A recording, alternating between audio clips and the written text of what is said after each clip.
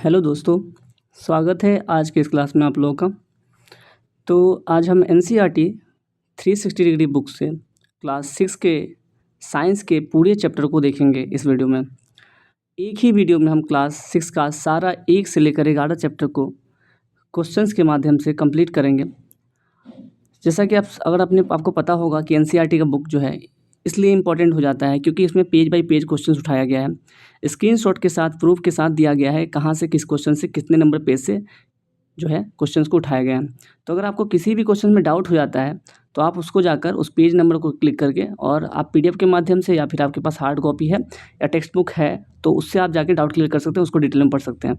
बाकी का जो है थोड़ा मोड़ा डिटेलिंग इस बुक वीडियो में ही हम क्वेश्चंस के नीचे ही लिखा रहता है, उसको हम डिस्कस करके और समझते हुए आगे बढ़ेंगे।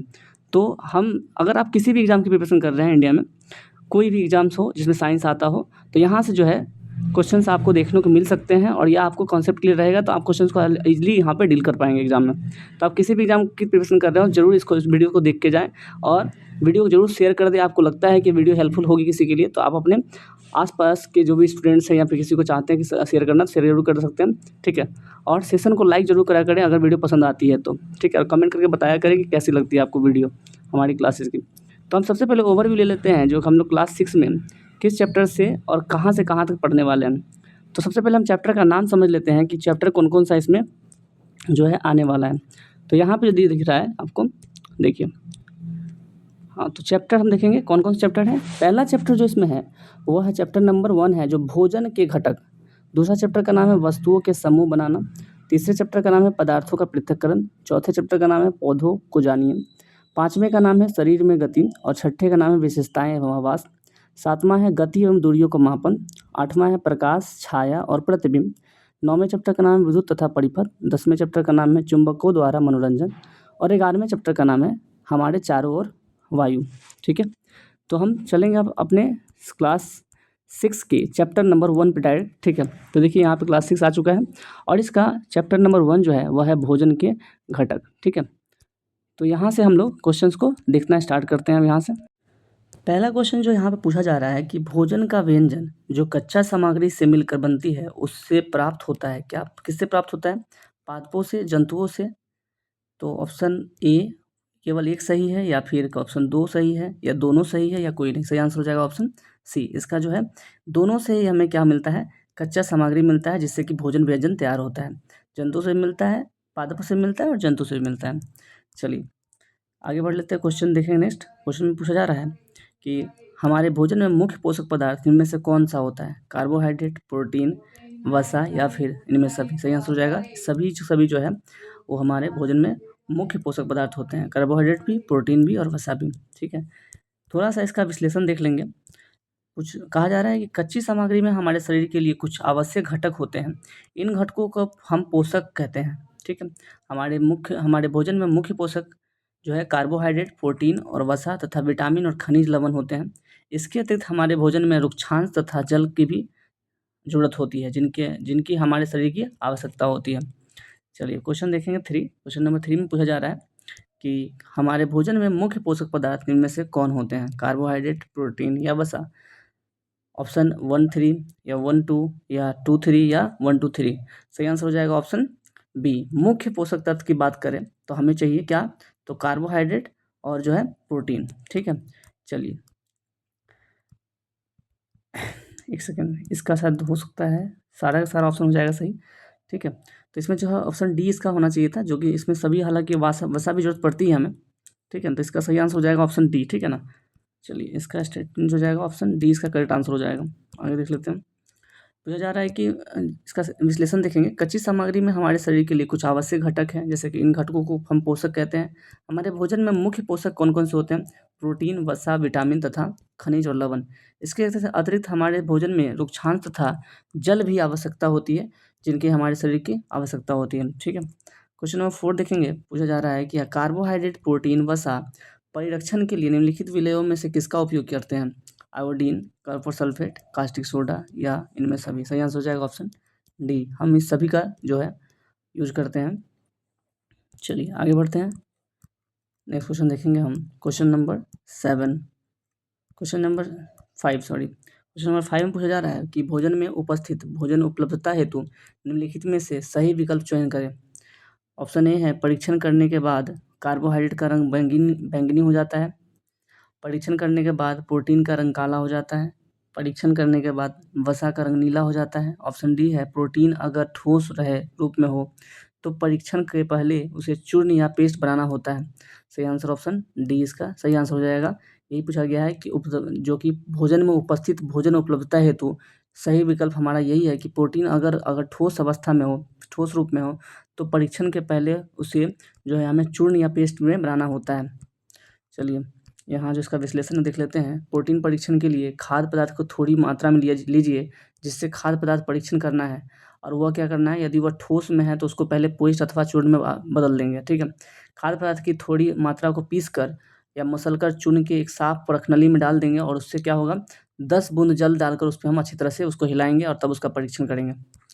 चलिए आगे लिखा है, क्वेश्चन पूछ रहा है 6 में कि निम्नलिखित में से किसे ऊर्जा देने वाला भोजन कहते हैं। प्रोटीन युक्त भोजन, वसा युक्त भोजन या फिर कार्बोहाइड्रेट युक्त भोजन। तो सही आंसर हो जाएगा ऑप्शन बी यानी कि 2 और 3 वसा युक्त भोजन और कार्बोहाइड्रेट भोजन जो है हमें ऊर्जा ज़्यादा देती है। मुख्य रूप से ऊर्जा हमें वसा युक्त भोजन और कार्बोहाइड्रेट ही देती है। ठीक है, आगे देखेंगे क्वेश्चन नंबर 7 पूछ रहा है कि समान मात्रा में कार्बोहाइड्रेट और वसा लेने पर ऊर्जा किसमें सर्वाधिक होगी। कार्बोहाइड्रेट में, वसा में, दोनों में समान या इनमें से कोई नहीं। सही आंसर हो जाएगा वसा में। वसा में टोटल होती है 9.2 किलो कैलोरी जो है किलो कैलोरी ऊर्जा होती है, लेकिन अगर कार्बोहाइड्रेट में बोल ले तो 4.2 किलो कैलोरी ऊर्जा होती है। ठीक है ना, इसलिए इसमें कम होता है और इसमें ज़्यादा होता है। वसा में कार्बोहाइड्रेट से ज़्यादा होता है ऊर्जा। अब हम नेक्स्ट क्वेश्चन देखेंगे। क्वेश्चन पूछा जा रहा है 8 में कि सुमेलित करना है हमें और देखना है कि किसका किसके सुमेलन होगा सही। कार्बोहाइड्रेट का स्रोत क्या है, मछली है, घी है, बाजरा है, आलू है। सही आंसर इसका जो हो जाएगा कौन सा, तो ए का ए ही रहेगा, 1 का ए रहेगा क्योंकि बाजरा आलू में कार्बोहाइड्रेट पाया जाता है। वसा के पादप स्रोत, वसा के लिए हमें चाहिए लेकिन पादप से कौन सा स्रोत है तो हो जाएगा कौन सा, ये हो जाएगा गिरी। ठीक है, चलिए आगे लिखा है 3 में वसा हमें जंतु से चाहिए तो वो कहाँ से मिलेगा, तो मछली और घी से मिल सकता है। ठीक है, चलिए अब आगे हम देख लें इसका आंसर कौन सा हो जाएगा। ऑप्शन डी इसका सही आंसर हो जाएगा। 1 का ए, 2 का सी और 3 का बी इसका सही आंसर हो जाएगा। अब आगे देखेंगे हम। क्वेश्चन पूछा जा रहा है कि निम्नलिखित में से कौन सा कथन जो है सत्य है। प्रोटीन रोगों से हमारे शरीर की रक्षा करता है। विटामिन की आवश्यकता शरीर की वृद्धि के लिए आवश्यक है। वसा युक्त भोजन को प्रायः शरीर वर्धक भोजन कहते हैं। डी है कि हमारे शरीर के सभी प्रकार के विटामिन की अल्प मात्रा में आवश्यकता होती है। ये एकदम सटीक बैठ रहा है, यही जो है आंसर इसका सही आंसर हो जाएगा। ठीक है, हमारे शरीर को विटामिन की अल्प मात्रा में आवश्यकता होती है, याद रखना। चलिए आगे देखेंगे हम। इसका एक्सप्लेनेशन देख लेते हैं थोड़ा सा, ये इंपॉर्टेंट हो जाएगा आपके एग्जाम्स के लिए थोड़ा सा। चलिए, प्रोटीन की आवश्यकता हमारे शरीर की वृद्धि एवं स्वस्थ रहने के लिए होती है। प्रोटीन युक्त भोजन जो है प्रायः शरीर वर्धक भोजन कहलाते हैं। विटामिन रोग से हमें शरीर की रक्षा करता है और विटामिन हमारी आँखों, अस्थियों, दांतों तथा मसूड़ों में स्वास्थ्य रखने के लिए सहायता करता है। विटामिन कई प्रकार के होते हैं जिन्हें अलग अलग नामों से जाना जाता है। इनमें से कुछ vitamin A, vitamin B, vitamin C, vitamin D, vitamin E तथा विटामिन के नाम से जाना जाता है। विटामिन के एक समूह को विटामिन बी कॉम्प्लेक्स भी कहते हैं, जिसमें कई तरह के विटामिन बी पाए जाते हैं। हमारे शरीर में सभी प्रकार के विटामिनों की अल्प मात्रा में आवश्यकता होती है। कितनी मात्रा में, अल्प मात्रा में। विटामिन हमें अल्प मात्रा में चाहिए। चलिए क्वेश्चन 10 पूछ रहा है कि हमारी आँखों में त्वचा को कौन सा विटामिन स्वस्थ रखता है। आँखों एवं त्वचा को vitamin A, vitamin B, vitamin D, vitamin C. सही आंसर हो जाएगा ऑप्शन ए। विटामिन ए जो है आँखों और त्वचा को स्वस्थ रखता है। नेक्स्ट क्वेश्चन देखेंगे हम। क्वेश्चन नंबर 11 पूछा जा रहा है कि हमारे शरीर में बहुत प्रकार के रोगों से लड़ने के लिए करने वाला विटामिन कौन सा है। Vitamin A, vitamin B, vitamin C या विटामिन डी। तो बहुत तरह के तरीके के रोगों से लड़ने के लिए जो विटामिन यूज होता है वो है विटामिन सी। सही आंसर ऑप्शन सी हो जाएगा। चलिए आगे बढ़ते हैं। क्वेश्चन 12 पूछ रहा है कि कौन सा विटामिन हमारे शरीर, हमारे अस्थियों तथा दांतों के लिए कैल्शियम का उपयोग में हमारे शरीर की सहायता करता है। Vitamin A, vitamin B, vitamin C या विटामिन डी। सही आंसर हो जाएगा ऑप्शन डी। विटामिन डी जो है हमारे शरीर में अस्थियों और दांतों में कैल्शियम के उपयोग का में हेल्प करता है कौन, तो विटामिन डी। चलिए आगे बढ़ते हैं। कुछ विटामिन और उसका जो है उपयोग कहाँ होता है, कहाँ ज़्यादा काम आता है या किसी में मिलता है, इसके बारे में देख लेते हैं।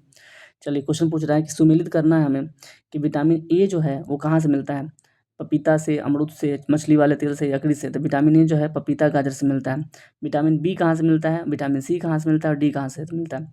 तो सी जो मिलता है वो मिल जाएगा किससे, तो वो अमरूद या मिर्च से मिलना चाहिए। विटामिन डी, एक सेकेंड, चलिए, तो विटामिन डी हमें मिलेगा मछली के तेल से, ठीक है। और विटामिन बी मिलेगा यकड़ी चावल से, और विटामिन सी मिलेगा अमरूद और मिर्च से। चलिए, तो इसका आंसर जो जाएगा यहाँ पे लिखा है बी ऑप्शन हो जाएगा। 1 का बी और 2 का डी, 2 का डी, चलिए बेटा, और 3 का ए और 4 का सी, 4 का जो हो जाएगा वो सी। तो विटामिन डी मछली से सेल से मिल रहा है, ठीक है। और विटामिन बी हमें यकड़ी चावल से मिल रहा है। विटामिन सी अमरूद मिर्च से मिल रहा है। और विटामिन ए जो है पपीता, गाजर और आम से मिल रहा है। चलिए आगे देखेंगे हम। नेक्स्ट क्वेश्चन हमारा है 14 में, पूछ रहा है कि आहार या सोपान यानी रक्षांश के संदर्भ में हमें कौन सा कथन सही नहीं है, सही नहीं है, इसका ध्यान रखना, ये पूछा जा रहा है। हम आहार्य से रक्षांश के नाम से जाना जाता है, बिल्कुल सही बात है। हमारे खाने में रक्षांश की आपूर्ति मुख्यतः पादप उत्पादों से होती है, ये भी सही है। रक्षांश हमारे शरीर के कई प्रकार के पोषक पदार्थ प्रदान करता है। और डी है कि रक्षांश के मुख्य स्रोत दाल, आलू, सब्जी, हरी सब्जियाँ है। तो जो है सिर्फ मुख्य स्रोत जो है यह सिर्फ ये नहीं है, इसलिए ऑप्शन जो है सी इसका करेक्ट आंसर हो जाएगा कि रक्षांश हमारे शरीर के कई प्रकार के पोषक पदार्थ नहीं देते हैं, ऐसा बिल्कुल नहीं है।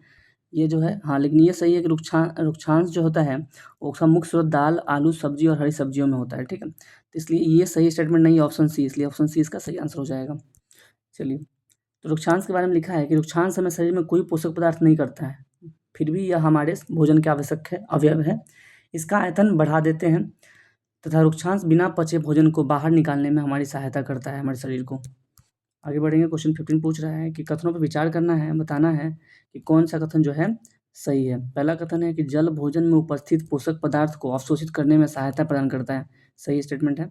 जल शरीर के अपशिष्ट पदार्थों को बाहर निकालने में सहायक होता है, तो ये भी बिल्कुल सही है। तो इसका मतलब ऑप्शन सी इसका सही आंसर हो जाएगा, दोनों सही है। नेक्स्ट क्वेश्चन देखेंगे हम। पूछा जा रहा है कि निम्नलिखित मतलब में कथन में से असत्य कथन का पहचान करें। पहला कथन है सामान्यतः पूरे दिन में जो हम खाते हैं उसे हम आहार कहते हैं, तो ये भी सही है। चलिए, संतुलित आहार में कार्बोहाइड्रेट, वसा, प्रोटीन के अलावा रक्षांश एवं जल भी सम्मिलित होते हैं, ये सही है। छिलका उतारकर सब्जियों को धोने से कुछ विटामिन एवं खनिज का लवण नष्ट हो जाता है, ये भी सही बात है। इनमें से कोई नहीं, यानी गलत कोई भी नहीं, इसलिए ऑप्शन डी इसका सही आंसर हो जाएगा। क्वेश्चन नेक्स्ट देखेंगे हम। क्वेश्चन पूछा जा रहा है 17 में कि भोजन पकाने में कौन सा विटामिन आसानी से नष्ट हो जाता है, vitamin A, vitamin B, vitamin C या विटामिन डी। सही आंसर हो जाएगा ऑप्शन सी, विटामिन सी जो है भोजन पकाने में उसका विटामिन जो है नष्ट हो जाएगा। अगर किसी भी भोजन के रॉ मटेरियल में हम उसको पकाने के लिए स्टार्ट करते हैं, उसमें अगर विटामिन सी है तो वो पकाने के बाद विटामिन सी उसमें से खत्म हो जाता है। चलिए, क्वेश्चन पूछ रहा है कि हमारे भोजन में वसा की मात्रा अधिक होने पर शरीर पर क्या प्रभाव पड़ता है। शरीर मोटापा शिकार हो जाता है, शरीर पतला हो जाता है, शरीर ऊर्जावान हमेशा बना रहता है, या शरीर की लंबाई रुक जाती है। सही आंसर हो जाएगा ऑप्शन ए, शरीर में मोटापा बढ़ जाता है, ठीक है। चलिए, नेक्स्ट क्वेश्चन देखेंगे हम। क्वेश्चन पूछा जा रहा है 19 में कि निम्नलिखित में से प्रोटीन की कमी से कौन सा रोग हो जाता है। वृद्धि का अवरोध हो जाना, चेहरा का सूजन हो जाना, या फिर त्वचा की बीमारियों एवं पचीस में संबंधी बीमारी हो जाना। सही आंसर हो जाएगा 2 और 3, यानी कि ऑप्शन बी इसका करेक्ट आंसर हो जाएगा। चेहरा पर सूजन आ जाएगा और त्वचा की बीमारी और पेचिश जैसे संबंधी बीमारियां हो जाएंगी अगर हम प्रोटीन ज़्यादा नहीं लेंगे तो, ठीक है। चलिए, हालांकि इसका वृद्धि भी रुक जाता है, एक मिनट, वृद्धि भी रुक जाता है, तो इसका आंसर से डी होना चाहिए, मतलब ए होना चाहिए इसका आंसर। मतलब तीनों के तीनों स्टेटमेंट से सही है, ठीक है। तो ये हो सकता है कि गलत हो थोड़ा, इसको इग्नोर करिए, कई बार प्रिंटिंग मिस्टेक होता है। तो यानी कि तीनों वृद्धि रुक जाता है ऐसे, क्योंकि प्रोटीन एक क्या होता है, बिल्डिंग ब्लॉक होता है हमारे बॉडी का, ठीक है। यानी कि वसाओं का वृद्धि, सॉरी, सेल्स का वृद्धि जो करवाता है यही करवाता है प्रोटीन, तो इसलिए वृद्धि की जरूरत है, वृद्धि भी कमी हो जाएगा, चेहरे पर सूजन भी आ जाएगा, है ना, त्वचा की बीमारी और पेची जैसी बीमारियाँ भी हो जाएंगी। हालांकि तीनों के तीनों इंस्ट्रूमेंट जो है सही है, तो लिखा है।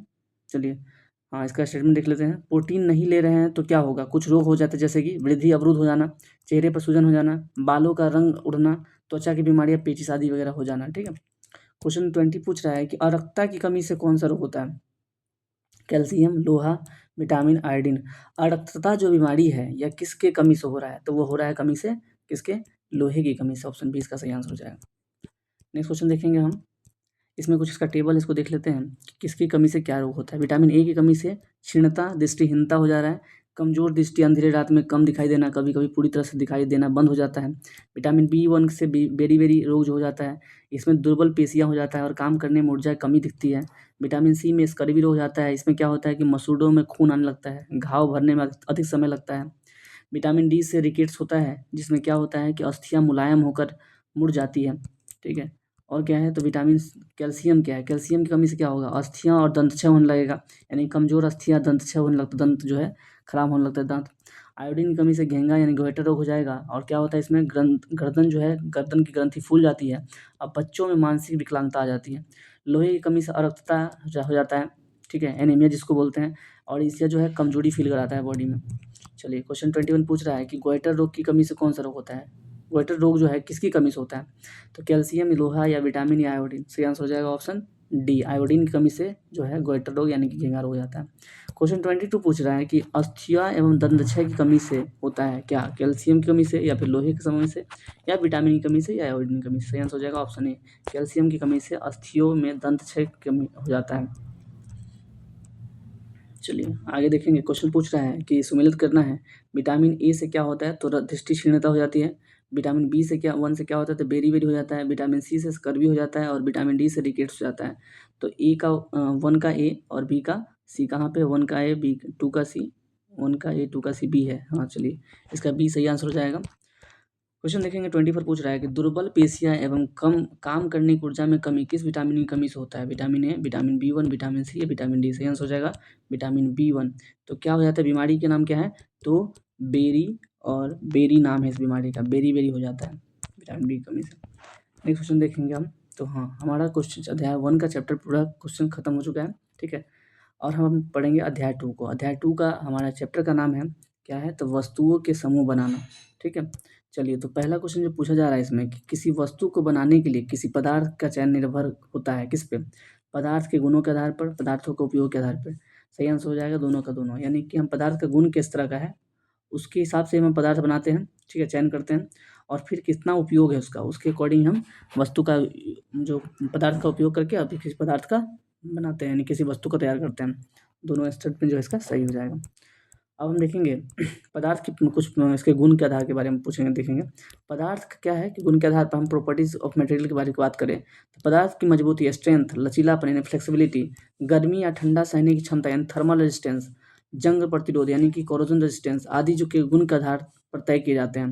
पदार्थ के उपयोग के आधार पर कैसे तय करते हैं, चलिए वस्तु का उद्देश्य या कार्य यानी कि फंक्शनलिटी भी पदार्थ के चयन में महत्वपूर्ण भूमिका निभाता है। उदाहरण के लिए बिजली के तार के लिए तांबा का चुना जाता है क्योंकि ये अच्छा चालक होता है। तो किसी भी पदार्थ को बनाने के लिए, किसी भी वस्तु को बनाने के लिए हम पदार्थ का चयन करते हैं। तो पदार्थ का चयन कैसे करते हैं तो गुण के आधार पर और उपयोग के आधार पर। तो गुण के आधार पर बता दिए कि क्या होता है गुण, स्ट्रेंथ होना चाहिए, लचीलापन होना चाहिए, है ना, थर्मल रेजिस्टेंस होना चाहिए, जंग प्रतिरोध होना चाहिए। तो ये इसका गुण हो गया। इस गुण के आधार पर हम किसी चीज़ को, किसी वस्तु को बनाना है तो उसके पदार्थ को चयन करेंगे। या फिर उसका उपयोगिता कितना है, जैसे कि उसका फंक्शनलिटी कितना है, पदार्थ के चयन में महत्वपूर्ण भूमिका उसका फंक्शनलिटी यानी कि उद्देश्य, कार्य कितना वो कार्य करता है। या फिर जैसे एग्जाम्पल है कि हम कॉपर का तार क्यों लेते हैं, क्योंकि वो अच्छा सुचालक होता है बिजली का, तभी हम कॉपर का लेते हैं ना, ठीक है। तो इसलिए ये जो उपयोग के आधार पर हो गया। अब बढ़ेंगे क्वेश्चन नंबर 2 पे। पूछा जा रहा है कि पदार्थों में क्या क्या आता है, कांच, धातुएं, प्लास्टिक, लकड़ी, रुई या उपयुक्त सभी। सही आंसर हो जाएगा ऑप्शन डी, सभी के सभी जो है पदार्थ में ही आते हैं। चलिए आगे क्वेश्चन देखेंगे 3। पूछ रहा है कि निम्नलिखित में से चमकदार सामग्री होते हैं कौन, सोना, रबर, चाक या फिर पुस्तक। सही आंसर हो जाएगा ऑप्शन ए, सोना। क्वेश्चन नंबर 4 पूछ रहा है कि धुती में का अर्थ क्या होता है, कठोरता, मुलायम, चमकीला या पारदर्शी। धुती में का मतलब हो जाता है इसका शायद पारदर्शी होना चाहिए, हाँ तो चमकीला हो जाएगा। सही आंसर हो जाएगा चमकीला, ऑप्शन इसका सी सही आंसर हो जाएगा। चलिए आगे बढ़ते हैं, क्वेश्चन नंबर देख लेते हैं 5 पूछा जा रहा है कि कठोर पदार्थ कहाँ होता है, ठीक है। कठोर पदार्थ कहा जाता है किसको, जिनको दबाना मुश्किल हो, संपीड़ित करना कठिन हो, दोनों या कोई नहीं। सही आंसर हो जाएगा ऑप्शन सी, दोनों। जिसको हम दबाने मुश्किल हो हमारे लिए और उसको हम संपीड़ित या नहीं कर सकते, कंप्रेस भी नहीं कर सकते, है ना।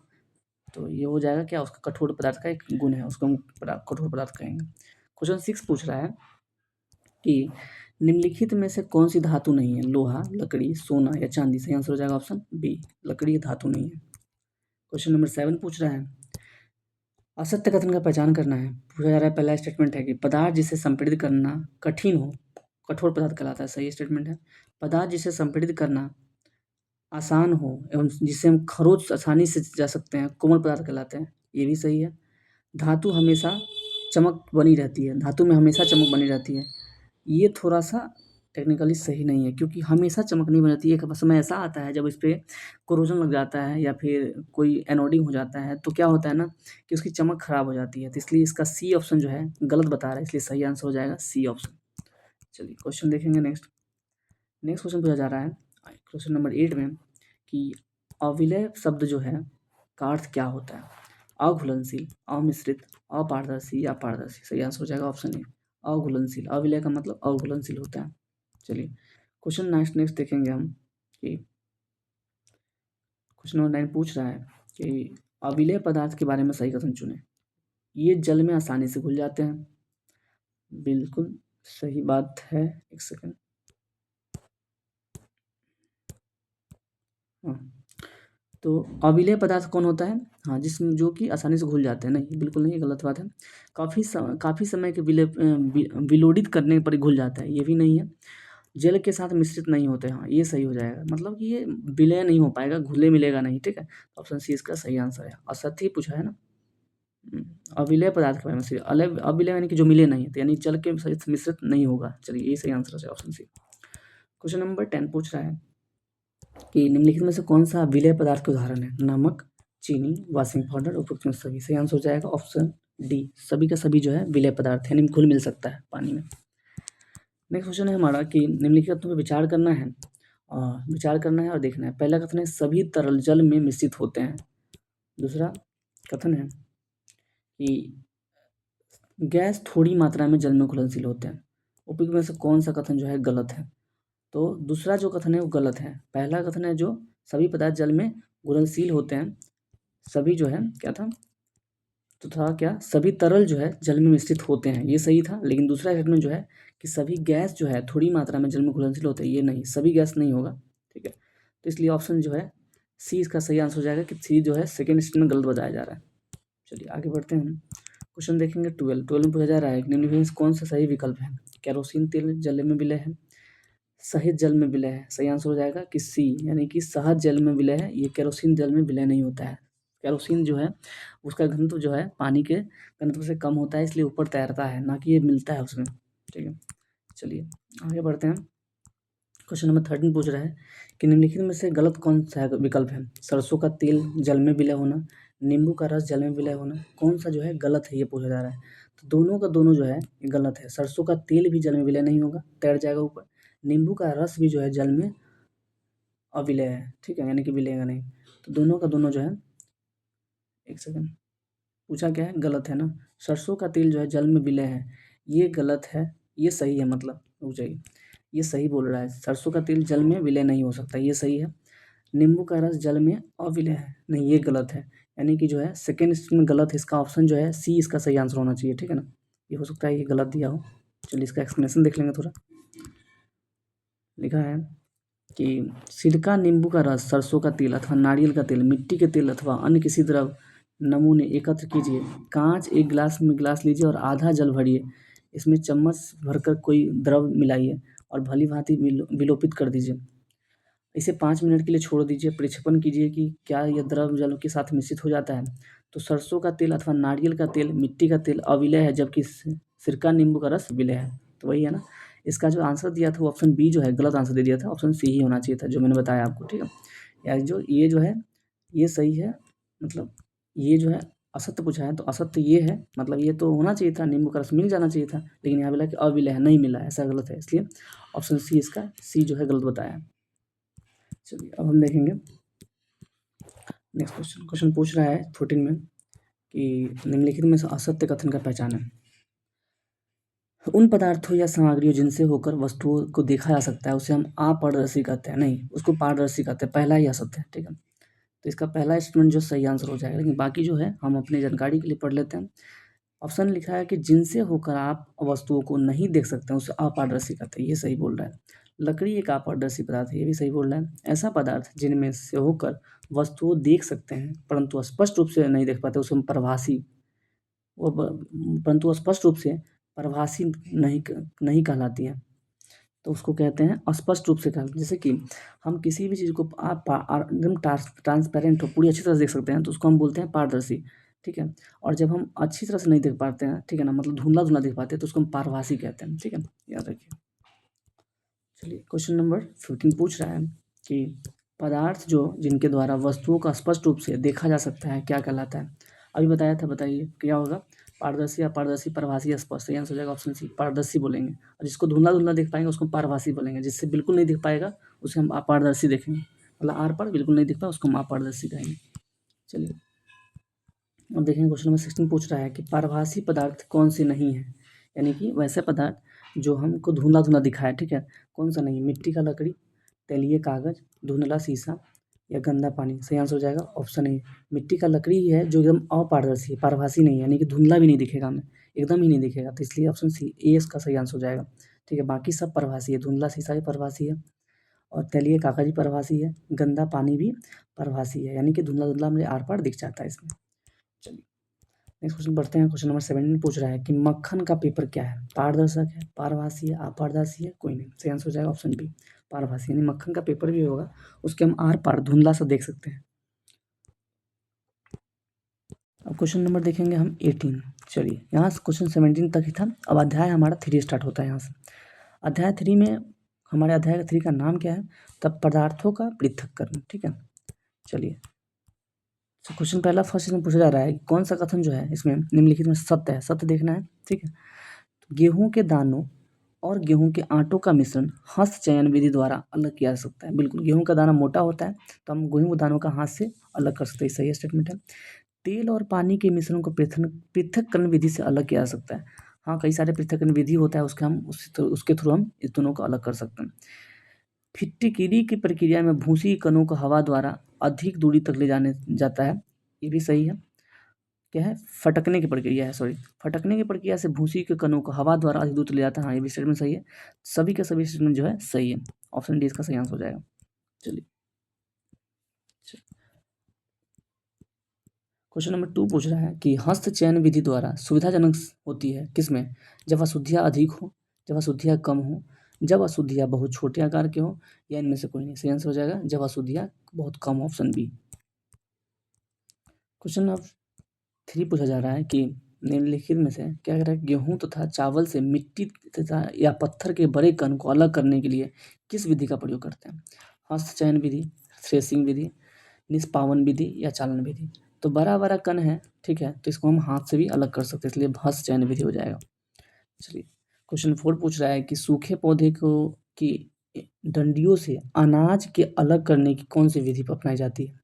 हस्त चयन विधि, थ्रेसिंग विधि या निष्पावन विधि या चालन विधि। सही आंसर हो जाएगा ऑप्शन बी, थ्रेसिंग विधि के द्वारा हम सूखे पौधों के डंडियों से अनाज अलग करते हैं। ठीक है, चलिए आगे बढ़ते हैं। क्वेश्चन नंबर 4 में पूछ रहा है कि सूखे रेत एवं लकड़ी के बुरादे के मिश्रण को अलग करने की विधि क्या है? हस्त चयन विधि, थ्रेसिंग विधि, निष्पावन विधि या चालन विधि। सही आंसर हो जाएगा ऑप्शन सी, निष्पावन विधि से हम सूखे रेत और लकड़ी के बुरादे को अलग कर सकते हैं। क्वेश्चन 6 पूछा जा रहा है कि निम्नलिखित में विचार करना। साधारणतः किसान निष्पावन विधि के प्रयोग से हल्के भूसे से भारी अनकनों से अलग करने की लिए कार्य करता है।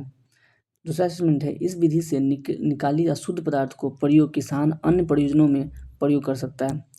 चलिए आगे का स्टेटमेंट देख लेते हैं। तो कौन सा कथन जो है सही है, तो सॉरी गलत है, तो इसमें कोई भी गलत जो है स्टेटमेंट नहीं है, यानी कि दोनों का दोनों स्टेटमेंट जो है सही था, क्योंकि ये भी बिल्कुल सही बोला है। साधारणतः किसान निष्पावन विधि के द्वारा हल्के भूसे से भारी अन्न कणों को अलग कर लेता है, सही था। यह विधि जो है निकली अशुद्ध पदार्थ को प्रयोग किसान अन्य प्रयोजनों में प्रयोग में करता है। इस विधि का हम किसमें अशुद्ध पदार्थ का हम प्रयोग, जैसे कि अशुद्ध पदार्थ को अलग छांटना है, तो इस विधि का हम उपयोग करते हैं, निष्पावन विधि का। तो ये भी सही स्टेटमेंट है, दोनों का दोनों सही है, इसलिए ऑप्शन जो है डी इसका सही आंसर है, कोई भी गलत नहीं है। चलिए क्वेश्चन देखेंगे हम 7 पूछा जा रहा है किस विधि का प्रयोग वायु के झोंकों द्वारा मिश्रण से भारी तथा हल्के अवयवों को पृथक करने के लिए किया जाता है? हस्त चयन विधि, थ्रेसिंग विधि, निष्पावन विधि या चालन विधि। सही आंसर हो जाएगा ऑप्शन सी, निष्पावन विधि। चलिए आगे क्वेश्चन नंबर 8 पूछ रहा है कि पृथक्करण की विधि में शामिल है हस्त चयन विधि, थ्रेसिंग, निष्पावन या उपरोक्त सभी। सही आंसर हो जाएगा ऑप्शन डी, सभी के थ्रू जो है हम पृथक्करण करते हैं। ठीक है, थ्रेसिंग से भी, हस्त चयन से भी, निष्पावन से भी। चलिए आगे देखेंगे हम। क्वेश्चन पूछ रहा है 9 में कि पत्थर, डांडिया एवं भूसा के निष्पादन तथा थ्रेसिंग में रह जाते हैं किस विधि से अलग किया जाता है? हस्त नियम विधि से, चालन विधि से, अवसादन विधि से या निस्तारण विधि से?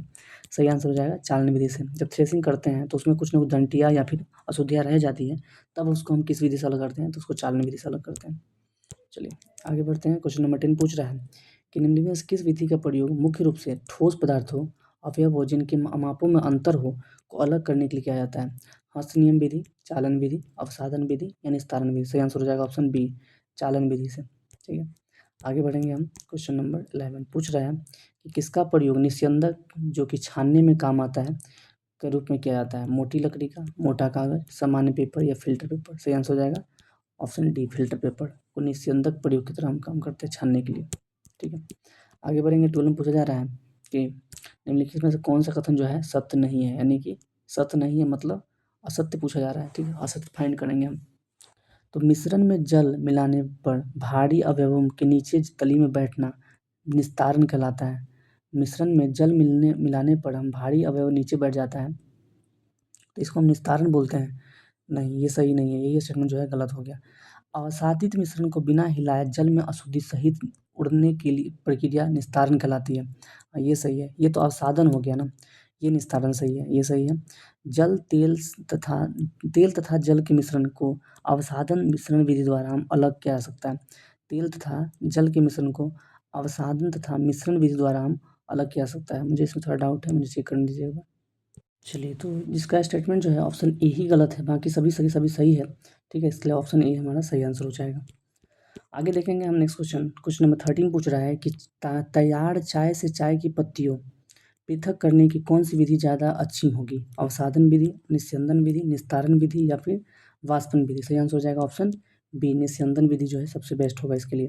ठीक है, निस्यंदन विधि का मतलब होता है फिल्टर करना। ठीक है, जैसे क्या है कि आपको चाय में कुछ पत्तियाँ, अब चाय की एक छन्नी इसमें डाल दीजिए। क्या चाय की पत्तियाँ, सॉरी इसको पढ़ना पड़ेगा ऊपर से, मुझे लगा कि इधर से हो जाएगा। ठीक है, फिर से पूरा पढ़ देते हैं। चाय तैयार करने के बाद आप चाय की पत्तियाँ पृथक करने के लिए क्या करते हैं? अक्सर आप छन्नी का प्रयोग करते हैं। आइए निस्तारण विधि का उपयोग करके देखें। इसके द्वारा हम कुछ सहायता मिलती है। कैसे? तो परंतु क्या आपको चाय में कुछ पत्तियाँ जब चाय की छन्नी में डाल दीजिए, क्या चाय की सारी पत्तियाँ छन्नी में रह जाती है?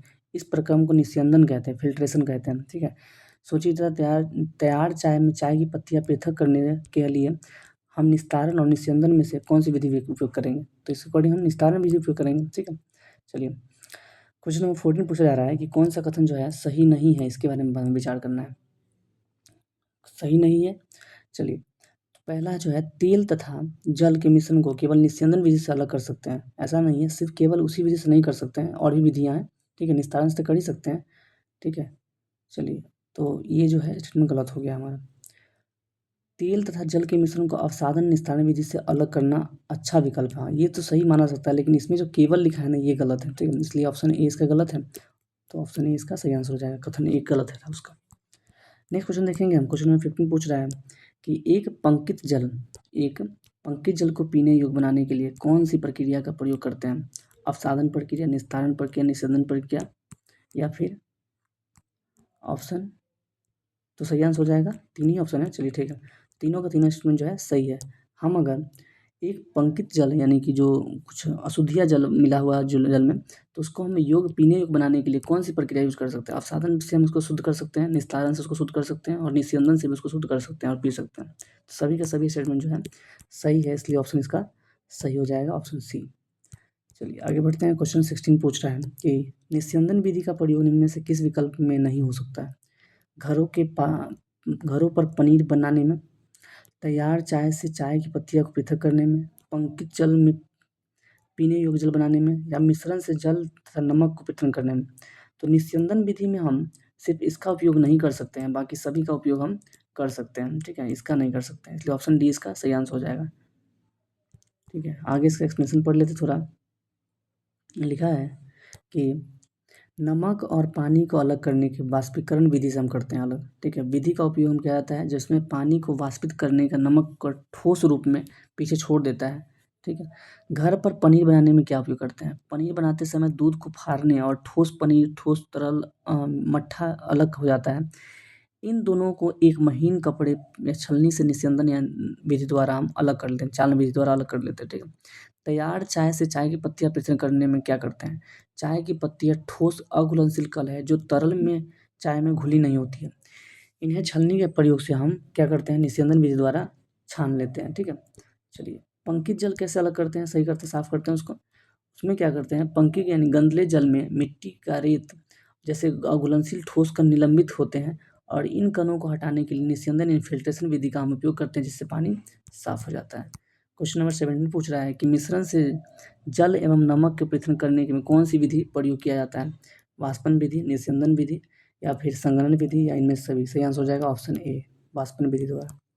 चलिए, क्वेश्चन 18 पूछ रहा है कि समुद्री जल में नमक प्राप्त करने में कौन सा विधि प्रयोग किया जाता है? संघनन, वाष्पन, चालन या निस्यंदन? सही आंसर हो जाएगा ऑप्शन बी, वाष्पन। नेक्स्ट क्वेश्चन देखेंगे हम 19।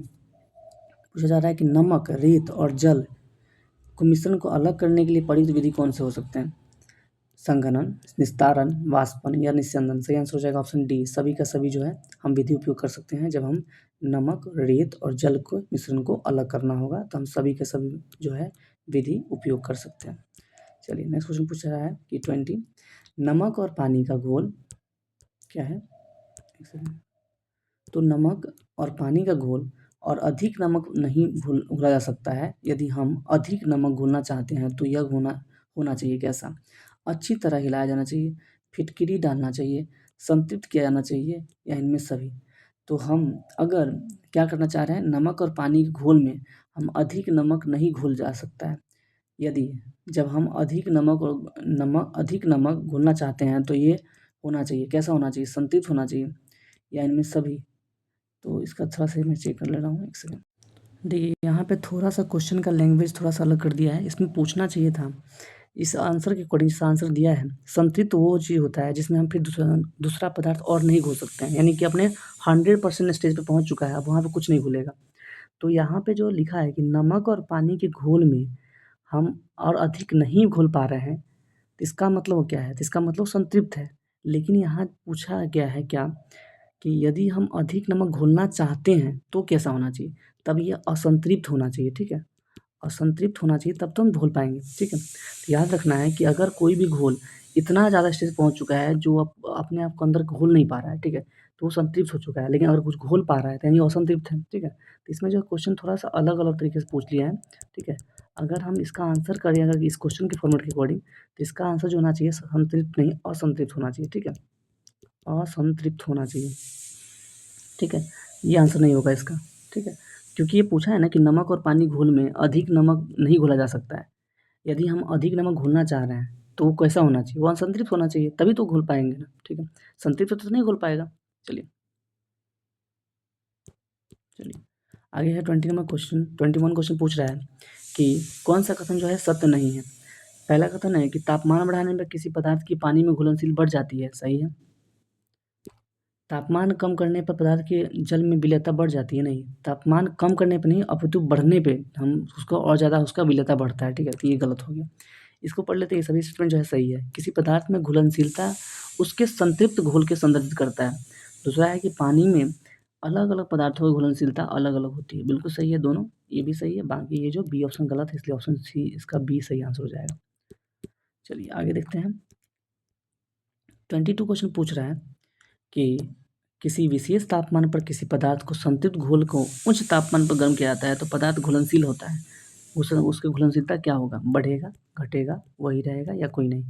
तो ऑप्शन हो जाएगा ए सही आंसर। जब हम किसी विशेष तापमान पर किसी पदार्थ को संतृप्त घोल को और उच्च तापमान पर गर्म कर देंगे, संतृप्त है लेकिन और ज़्यादा ऊँचे तापमान पर उसको गर्म करेंगे, तब वो क्या होगा? उसकी घुलनशीलता बढ़ जाता है, ठीक है? तब हम कुछ उसमें मिला सकते हैं, ठीक है? चलिए, इसका जो है एक्सप्लेनेशन थोड़ा-सा देख लेते हैं। लिखा है कि संतृप्त विलयन में कम मात्रा में नमक मिलाइए और गर्म कीजिए। आप क्या पाते हैं? बीकर तली वाले नमक का क्या होगा? क्या अब वह घुल पाएगा? तो क्या विलयन में गर्म करने पर इसमें अधिक नमक घोला जा सकता है? इस गर्म विलयन को ठंडा किए होने दीजिए। क्या बीकर की तली में नमक पुनः बैठ जाता है? ऐसा पूछा जा रहा है। अब जो है इसका जवाब देगा ये, ठीक है? यह क्रियाकलाप सुझाता है कि गर्म पर नमक की अधिक मात्रा में घोली जा सकती है। यानी कोई भी जो है विलयन गर्म कर देते हैं तो उसमें नमक और ज़्यादा घुल जाता है, ठीक है। भले ही संतृप्त विलयन क्यों ना हो, लेकिन उसको थोड़ा गर्म अपने हम तापमान बढ़ा देते हैं, वो संतृप्त होते हुए भी थोड़ा-सा अपने अंदर किसी चीज़ को घोल सकता है, ठीक है। चलिए आगे बढ़ते हैं। क्वेश्चन नंबर 23 पूछ रहा है कि जल वाष्प से उसकी जल अवस्था में परिवर्तित होने की प्रक्रिया क्या कहलाती है? क्वथनांक, वाष्पन, संघनन या ऊर्ध्वपतन। तो जल वाष्प से जल अवस्था में जा रहा है, किसमें? जल वाष्प से जल अवस्था में जा रहा है, तब इसका मतलब वो संघनन हो रहा है, ऑप्शन सी, कंडेंसेशन हो रहा है। अब हम पढ़ेंगे अध्याय 4 में। अध्याय 4 का नाम क्या है? तो पौधों को जानिए। हमें पौधे के बारे में पढ़ना है, समझना है, ठीक है। तो यहाँ पे जो है क्वेश्चन पूरा दिख रहा है, चलिए। लिखा है शाक पौधे को पहचान करने के लिए हमें निम्नलिखित जानकारी प्राप्त होनी चाहिए। शाक पौधे की पहचान करने के लिए हमें क्या-क्या जानकारी चाहिए इसके बारे में, ठीक है। चलिए लिखा जा रहा है पहला स्टेटमेंट कि अक्सर हमें इन शाखाएँ दिख इस इनके इनमें शाखाएँ देखने देखने नहीं मिलते हैं। शाक में शाखाएँ देखने को नहीं मिलते हैं। चलिए तो ये तो सही है, इससे हम पहचान सकते हैं कि वो शाक है। इसके तने हरे एवं कोमल होते हैं, बिल्कुल हरे और कोमल तो होते हैं, ये भी सही है। ये सामान्यतः विशाल होते हैं, नहीं विशाल नहीं होते हैं, ये विशाल नहीं होते हैं, ये सामान्यतः छोटे होते हैं, हाँ ये छोटे होते हैं। तो जो है 1, 3 और 4 सही है, कहाँ पे है? ऑप्शन डी में, डी ऑप्शन सही आंसर हो जाएगा। चलिए आगे बढ़ते हैं। क्वेश्चन नंबर देखेंगे दूसरा, क्वेश्चन 2 पूछ रहा है खरपतवार पौधे होते हैं कैसे? कृषक सहायक पौधे, अनचाहे उगे पौधे, औषधि देने वाले पौधे या उपयोगी पौधे। सही आंसर हो जाएगा ऑप्शन बी, अनचाहे पौधे। अनवांटेड जो प्लांट होगा उसको बोलते हैं हम खरपतवार, ठीक है। चलिए आगे पढ़ते हैं। क्वेश्चन 3 पूछ रहा है कि झाड़ी पौधे की पहचान के लिए हमें निम्नलिखित जानकारी प्राप्त होनी चाहिए। क्या-क्या ज़रूरी चाहिए? कैसे पहचानेंगे कि वो झाड़ी का पौधा है, झाड़ी वाले कैटेगरी में आता है? पहला है इसमें तना कठोर होना होता है, सही है। ये तना काफ़ी मोटा होता है, ये भी सही है। नहीं ये मोटा नहीं होता, पतला तना होता है तभी तो झाड़ी कहलाएगा। चलिए ठीक है। इनकी शाखाएँ तने के आधार पर समीप से होती निकलती है, बिल्कुल ये सही है। तो यानी कि 1 और 3 इसका सही आंसर हो जाएगा, ऑप्शन ए। आगे देखेंगे 4 में पूछ रहा है कि विसर्पी लता के बारे में औसत कथन पहचानना है। ये तना जो है सुदृढ़ होता है, ये सीधे खड़े नहीं हो सकते हैं, ये भूमि पर फैल जाते हैं, ये तना कमज़ोर होते हैं। सही आंसर हो जाएगा ऑप्शन ए, इसका तना जो है सुदृढ़ होता है, ठीक है। विसर्पी लता का तना जो होता है वो सुदृढ़ होता है, ठीक है। चलिए आगे बढ़ते हैं, थोड़ा-सा इसका जो पढ़ लेते हैं। लिखा है कि विसर्पी तना में क्रीपर की मुख्य विशेषता क्या है? तो इसका तना कमज़ोर और लचीला होता है, जिससे कि सीधे खड़े नहीं हो सकते हैं, है ना? विसर्पी तना जो है जबकि पौधे की सहायता ऊपर चढ़ने में इसको मदद करता है। चलिए 5वां नंबर क्वेश्चन पूछ रहा है कि पौधे के कौन-कौन से होते हैं? शाक, झाड़ी, वृक्ष या सभी? सही आंसर हो जाएगा ऑप्शन डी सभी। सभी के सभी जो है पौधे में आते हैं। चलिए क्वेश्चन नंबर 6 देखेंगे। क्वेश्चन नंबर 6 पूछ रहा है कि ऐसे पौधे जो अन्य वस्तुओं की सहायता से ऊपर चढ़ जाते हैं कहलाते हैं शाक, अवरोही, आरोही या झाड़ी? सही आंसर हो जाएगा ऑप्शन सी, आरोही कहलाते हैं ये। क्वेश्चन 7 पूछा जा रहा है कि जल का संवहन किसके द्वारा होता है? मूल के द्वारा, पत्ती के द्वारा, तना के द्वारा या डी ऑप्शन बी और सी दोनों सही? सही आंसर हो जाएगा ऑप्शन सी, तना के द्वारा जो है जलों का संवहन होता है पौधों में। चलिए क्वेश्चन 8 पूछा जा रहा है कि तने दो तरफ़ा मार्ग कार्य करता है। तनों के कार्य के संदर्भ में हमें निम्नलिखित कथनों पर विचार करना है। पहला कथन है तना जल तथा खनिज को पतली नालिकाओं द्वारा पत्तों तथा पौधों के अन्य भागों तक पहुँचाता है। सही स्टेटमेंट है, सही पूछा है। दूसरा कथन है पत्तियों द्वारा बना भोजन तनों से होकर पौधों के विभिन्न भागों में संग्रहित होता है। सही है। तो तब पत्तों के द्वारा बना भोजन जो है तना के विभिन्न भागों में, पौधों के विभिन्न भागों में संग्रहित होता है। ये भी स्टेटमेंट सही है।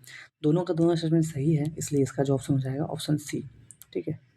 चलिए आगे बढ़ते हैं। क्वेश्चन पूछा जा रहा है कि 9 में पौधों का कौन सा भाग पूरे पौधे को पानी का संचालन करता है? जड़, शाखा, तना या पुष्प? सही आंसर हो जाएगा ऑप्शन सी, तना। क्वेश्चन पूछा जा रहा है कि पत्ती का वह भाग जिसके द्वारा वह तने से जुड़ा होता है कहलाता है पटल, पर्णवृंत, फलक, पुंकेसर? सही आंसर हो जाएगा ऑप्शन बी, पर्णवृंत। 11 में पूछा जा रहा है कि पत्ती का चपटा हरा भाग क्या कहलाता है? पटल, पर्णवृंत, फलक या फिर पुंकेसर? सही आंसर हो जाएगा ऑप्शन सी, फलक कहलाता है। क्वेश्चन नंबर 12 पूछा जा रहा है कि पत्तियों के संदर्भ में निम्नलिखित में से कौन सा कथन सही है? पहला कथन है पत्तियों में सिराओं का प्रतिरूप सिरा विन्यास कहलाता है। यह जालिका रूपी अथवा समानांतर हो सकता है। बिल्कुल सही बात है। पत्ती में पर्णवृंत और फलक होते हैं। पत्ती में पर्णवृत्त नहीं होता है, फलक हो सकता है, पर्णवृत्त नहीं होता, इसलिए ये गलत स्टेटमेंट है। ठीक है, एक सेकेंड, क्या पूछा है? पत्ती में पर्णवृंत और फलक। ठीक है, एक सेकेंड। तो यहाँ पे जो इसका आंसर है वो आंसर गलत दिया है। जैसे कि पत्ती में पर्णवृत्त और फलक होता है, ये भी सही है, और ये ऑप्शन ये तो सही ही था। पत्तियां सूर्य के प्रकाश की उपस्थिति में ही मंड संश्लेषित करती है, ये भी सही है, इसलिए ऑप्शन डी इसका सही आंसर हो जाएगा। इसको इग्नोर करिएगा, थोड़ा सा मिसप्रिंट हो सकता है। ठीक है, चलिए अब हम आगे की तरफ बढ़ेंगे। नेक्स्ट क्वेश्चन जो हमारा है वो क्वेश्चन नंबर 13 है। 13 क्वेश्चन बोला जा रहा है कि जड़ों के संदर्भ में हमें निम्नलिखित में विचार करना है कि असत्य कथन जो है कौन सा है। जड़ों मिट्टी से जल और खनिज पदार्थ अवशोषण करते हैं, सही स्टेटमेंट है। जड़ें पौधों के मिट्टी में दृढ़ता से जमाए रखता है, सही है। जालिका रूपी सिरा विन्यास युक्त पत्तियों वाले पौधों के जड़ें मूसलाधार होते हैं, ये भी सही है। जालिका रूपी सिरा विन्यास युक्त पत्तियों वाले जड़ें रसेदार होते हैं, ये जो है गलत है, तो सही आंसर हो जाएगा ऑप्शन डी। चलिए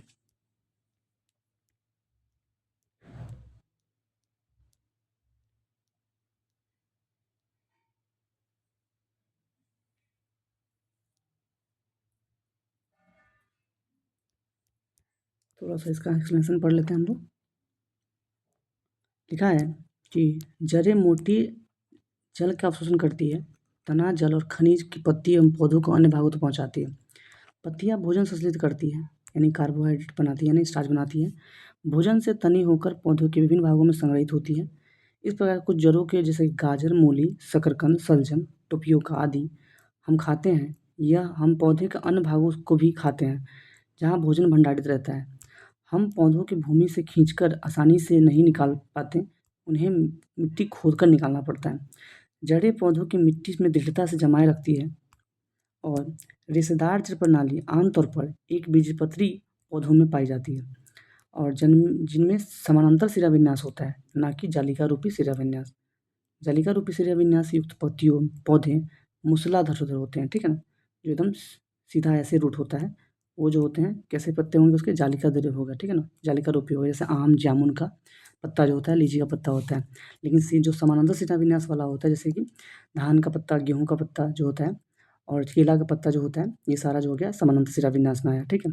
और इसकी जड़ कैसी होती है, तो इसकी जड़ जो होती है रेशेदार होती है। चलिए लिखा है क्वेश्चन नंबर 14 में कि निम्नलिखित में से कौन सा एक जड़ नहीं है। गाजर, टोपियोका, चुकंदर या आलू। आलू जड़ नहीं है, तना में आता है, ठीक है, बाकी जो है सब जड़ है। चलिए आगे बढ़ते हैं। क्वेश्चन 15 पूछ रहा है कि पौधों में प्रकाश संश्लेषण आवश्यक नहीं है। क्लोरोफिल, ऑक्सीजन, जल या सूर्य का प्रकाश। तो ऑक्सीजन प्रकाश संश्लेषण के लिए ज़रूरत नहीं होता है, ये हमारे लिए, हमें ऑक्सीजन के लिए ज़रूरत पड़ती है। किसके लिए, तो ऑक्सीकरण मतलब हमारे श्वसन के लिए ज़रूरत है ऑक्सीजन। क्वेश्चन 16 पूछ रहा है कि जड़ें मिट्टी से अवशोषित करती है क्या क्या, गैस, पानी, खनिज या भोजन। सही आंसर हो जाएगा पानी और खनिज, ठीक है। चलिए आगे बढ़ते हैं। क्वेश्चन नंबर 17 पूछ रहा है कि स्त्री केसर का भाग नहीं है, कौन सा, वर्तिकाग्र, परागकोश, अंडाशय या वर्तिका। सही आंसर हो जाएगा परागकोश। परागकोश जो है मेल पार्ट होता है फूल का।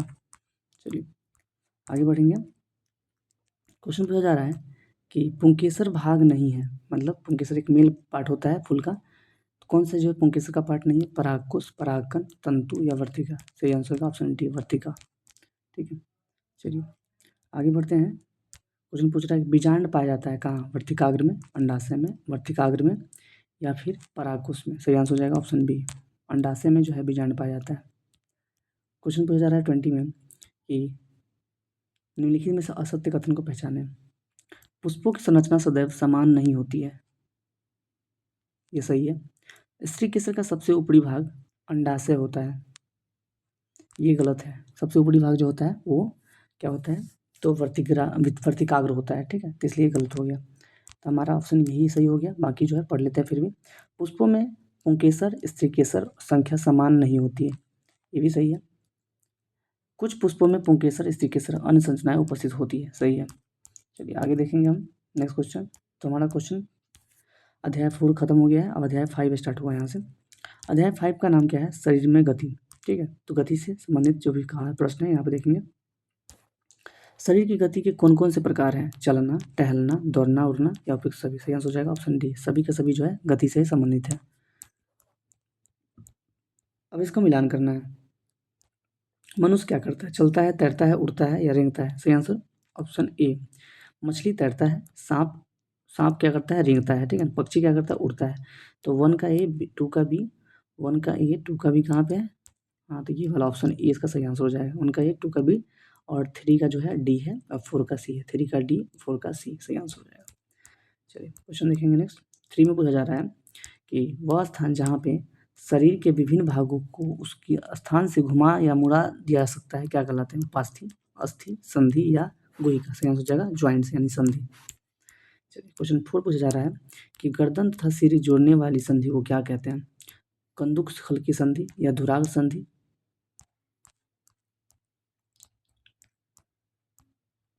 या फिर संधि या फिर हिंद संधि? सही आंसर हो जाएगा धुराग संधि बोलेंगे इसको। ठीक है ना, ऑप्शन इसका जो है बी सही आंसर हो जाएगा। धुराग संधि बोलेंगे इसको, ऑप्शन बी इसका सही आंसर हो जाएगा, जहाँ पे गर्दन और सिर जाके जुड़ता है एक साथ। ठीक है, चलिए आगे देखेंगे हम। क्वेश्चन नंबर 5 में पूछा जा रहा है कि निम्नलिखित में से असत्य कथन को पहचानना है। कौन सा कथन है? असत्य पूछा गया है। एक अस्थि क्या है? एक अस्थि जो है, एक अस्थि को गोल हिस्सा दूसरे अस्थि के कटोरी के रूप में गुहिका में धंसा रहता है। हाँ, ऐसा तो सही है। जहाँ पे ज्वाइंट होता है वहाँ पे क्या होता है? एक कटोरी के रूप में दूसरा कटोरी वाले जगह शेप में जाके वहाँ पे एक दूसरा हड्डी जो है वहाँ पे चिपका रहता है। ठीक है, तो ये सही स्टेटमेंट है। उपरोक्त प्रकार की संधि को कुंदक खल की संधि करते हैं। और जो इस तरह का कटोरे में जाके दूसरा हड्डी जो है फंसा रहता है इसमें, ठीक है ना, और ये एक हड्डी है मान लेते हैं, एक यहाँ से हड्डी है ऐसे, तो ये क्या है? यहाँ पे ज्वाइंट्स है, तो ज्वाइंट्स है तो ये किसको बोलेंगे? कुंदक खुल की संधि बोलेंगे। ठीक है, इन दोनों इसमें सही है तो गलत कोई भी नहीं, इसलिए ऑप्शन डी इसका सही आंसर हो जाएगा। कोई नहीं सही, गलत है। क्वेश्चन 6 पूछा जा रहा है कि असत्य कथन को पहचाने। धुराग संधि जो है बेलनकार अस्थि के एक छल्ले में घूमती है। सही है। कंदुक खल की संधि जो है द्वारा हाथ को पूर्णतः वृत्ताकार रूप में घुमा सकते हैं। सही है। हिंज संधि यानी कब्जा संधि में केवल आगे और पीछे एक ही दिशा में गति करता है, ये भी सही है। ठीक है, तो कोहनी में धुराग संधि होता है, ये गलत है। धुराग संधि कहाँ थे? हम लोग पढ़े थे, गर्दन और जो हमारा सर जहाँ पे जुड़ रहा है वो धुराग संधि था। कोहनी में जो है, कोहनी में होता है हमारा कौन सा? तो कब्जा संधि होता है यहाँ पे। ठीक है, इसलिए गलत हो गया ये वाला, ऑप्शन डी इसका सही आंसर हो जाएगा। अब हम देखेंगे 7 क्वेश्चन। क्वेश्चन नंबर 7 पूछ रहा है कि हाथ का वृत्ताकार घुमावदार होना यह संधि का उदाहरण है। कंदक खल की संधि, धुराग संधि, संधि या फिर हिंद संधि? सही आंसर हो जाएगा कुंदक खलिका संधि हो गया। ठीक है, जहाँ पे वो पूरी तरह से घूम जाए वृत्ताकार रूप में। चलिए ये देखिए, इसका कुछ इस तरह का इमेज है। ये कंदक खलकी का एग्जाम्पल यहाँ कटोरे के रूप में है और यहाँ पे ज्वाइंट है, हड्डी जाके मिल रहा है। ठीक है, चलिए क्वेश्चन नंबर 8 पूछा जा रहा है कि केहूनी और घुटना में कौन सी संधि होती है? अचल, हिंज, कंदक खलिका या धुराग? सही आंसर हो जाएगा ऑप्शन बी, हिंज यानी कब्जा संधि होता है केहूनी और घुटना में। चलिए आगे बढ़ते हैं क्वेश्चन नंबर 9 की तरफ। 9 पूछ रहा है कि ऊपरी जबड़े व कपार के मध्य हड्डी किस संधि का उदाहरण है? कंदक खल की संधि या धुराग संधि या अचल संधि या सही आंसर डी हिंद संधि? सही आंसर हो जाएगा ऑप्शन सी, अचल संधि। जब जबड़े और कपार के मध्य की संधि की जो बात करें तो ये कैसा है? अचल संधि है। ये ज़्यादा इधर उधर मूव नहीं हो पाता है, इसको हम इमूवेबल संधि भी कह सकते हैं। चलिए क्वेश्चन नंबर 10 पूछ रहा है कि एक्सरे चित्र से हमारे शरीर की किसकी आकृति प्राप्त होती है? धमनियों में हुई क्षति के बारे में, अस्थियों में हुई क्षति के बारे में। ठीक है, तो ये तो सही है, ये गलत हो जाएगा, ऑप्शन बी इसका सही आंसर होना चाहिए। चलिए सही आंसर था ऑप्शन बी। चलिए क्वेश्चन नंबर 11 पूछा जा रहा है कि कार्पेल कहते हैं, किसको कहते हैं? कार्पेल किसको कहते हैं? अनेक छोटी छोटी अस्थियों से बनी वक्ष को, या फिर अनेक छोटी छोटी अस्थियों से बनी पैर को, या फिर अनेक छोटी छोटी अस्थियों से बनी कलाई को, या अनेक छोटी छोटी अस्थियों से बनी टखना को? सही आंसर हो जाएगा ऑप्शन सी, अनेक छोटी छोटी अस्थियों से बनी कलाई को हम बोलते हैं कार्पेल। ठीक है, चलिए लिखा है कि क्वेश्चन 12 पूछ रहा है कि हमारे शरीर की अस्थियां का आकार कैसा दिख सकते हैं? आकार आकार को कैसे देख सकते हैं? एक्सरे के द्वारा, फोटोस्टेट के द्वारा, अल्ट्रासाउंड के द्वारा, एमआरआई के द्वारा? सही आंसर ओ ए, एक्सरे के द्वारा जो है हम अपने शरीर के अस्थियों का आकार सही रूप से देख सकते हैं। पसलियाँ संख्या होती है कितनी? 12, 23, 24 या 29। तो पसलियों की संख्या 24 यानी कि 12 जोड़ी होती है, इसलिए ऑप्शन सी इसका सही आंसर हो जाएगा। क्वेश्चन 14 पूछा जा रहा है कि कथन कौन सा असत्य है उसके बारे में हमें पहचान करना है। ठीक है, चलिए आगे बढ़ते हैं। तो कथन हमें जो सही है उसके बारे में पहचान करना, असत्य कथन का पहचान करना है, असत्य पूछा है। ठीक है, पसलियाँ वक्ष एवं मेरुदंड से जुड़ी होती है, सही है। पसलियाँ की संख्या 12 होती, नहीं 12 नहीं 24 होती है, 12 जोड़ी होती है। पसलियाँ हृदय की सुरक्षा प्रदान करती है, ये भी सही है, तो इसलिए ऑप्शन इसका बी इसका सही आंसर हो जाएगा, जो कि गलत है। क्वेश्चन नंबर 15 पूछा जा रहा है कि कशेरुकस की संख्या कितनी होती है, यानी कि रीढ़ की हड्डी की संख्या जो होती है वो कितनी होती है। 31, 29, 26, 206 या फिर 33, सही आंसर हो जाएगा ऑप्शन डी 33। यानी याद रखिएगा कि 33 तो ऐसे बच्चों में होती है, ठीक है ना, 33 बच्चों में होती है, लेकिन वयस्क में 26 ही होती है। 7 जो होता है वृद्धि यानी ग्रोथ करते करते ये 7 हड्डियाँ फ्यूज हो जाती है, बचती है कितनी, तो 26। जैसे 300 से प्लस होता है ना बच्चों में दांतों की संख्या, लेकिन क्या होता है जब वयस्क होता है बच्चा तो उसमें 206, सॉरी हड्डी की बात करें 306 हड्डी होता है टोटल बॉडी में, लेकिन जब वयस्क होता है बच्चा, ठीक है ना, वही बच्चा वयस्क हो जाता है तो उसमें जो है वही हड्डियाँ 206 बच जाती है, बाकी सारी जो फ्यूज हो जाती है। तो वैसे ही रीढ़ की हड्डी में वैसे जो होता है बचपन में 33 होता है, जब वो फ्यूज जाता है तो 26 ही बचता है। ठीक है, चलिए आगे बढ़ते हैं। क्वेश्चन पूछा जा रहा है 16 में कि निम्नलिखित कथनों पर विचार करिए। मेरुदंड एक लंबी सीधी और कठोर अस्थि होती है, सही बात है। तो हाँ, कथन सही नहीं कौन सा पूछा है कि कौन सा कथन जो है सही नहीं है। मेरुदंड एक लंबी सीधी और कठोर अस्थि होती है, देखिए लंबी सीधी तो होती है लेकिन कठोर नहीं होती, लचीली होती है, इसलिए ये जो है स्टेटमेंट गलत हो जाएगा। मेरुदंड की संरचना 33 छोटी हड्डियों से होती है, जिसे हम कशेरुक कहते बना होता है, ये सही स्टेटमेंट है। ठीक है, चलिए इसका ऑप्शन ए एक सिर्फ गलत है, बाकी दोनों एक दूसरा सही है। चलिए आगे बढ़ेंगे। क्वेश्चन नंबर 17 पूछा जा रहा है कि निम्नलिखित श्रेणी अस्थि के बारे में हमें सही कथन का पहचान कराना है। इसकी संरचना एक बॉक्स के समान होती है, जहाँ पे अस्थि जो होता है जॉइंट्स होता है, तो हाँ बिल्कुल सही बात है।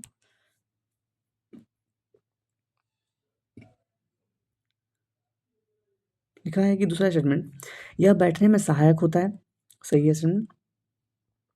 अब लिखा है अमाशय के नीचे विभिन्न अंगों की सुरक्षा प्रदान करता है अस्थियाँ, बिल्कुल सही बात है, श्रेणी अस्थि जो है सुरक्षा प्रदान करता है, इसलिए ऑप्शन सी इसका सही आंसर हो जाएगा। क्वेश्चन देखेंगे हम नेक्स्ट कि 18 पूछा जा रहा है फेफड़ों की सुरक्षा के लिए कौन करता है, पसली पिंजर, हिंज संधि, पेशी या फिर एकल अस्थि। सही आंसर ऑप्शन ए पसली पिंजर जो है फेफड़ों की सुरक्षा करता है। नेक्स्ट क्वेश्चन देखेंगे 19 पूछा जा रहा है कि निम्नलिखित में से कौन सा शरीर का भाग क्रिया में सहायता करता है, पेशी अस्थि, केवल पेशी या फिर पेशी त्वचा दोनों।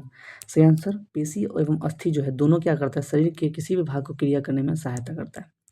क्वेश्चन नंबर 20 पूछा जा रहा है कि अस्थियों की गति करने योग्य बनाता है कौन, उपास्थि, पेशी, संधि।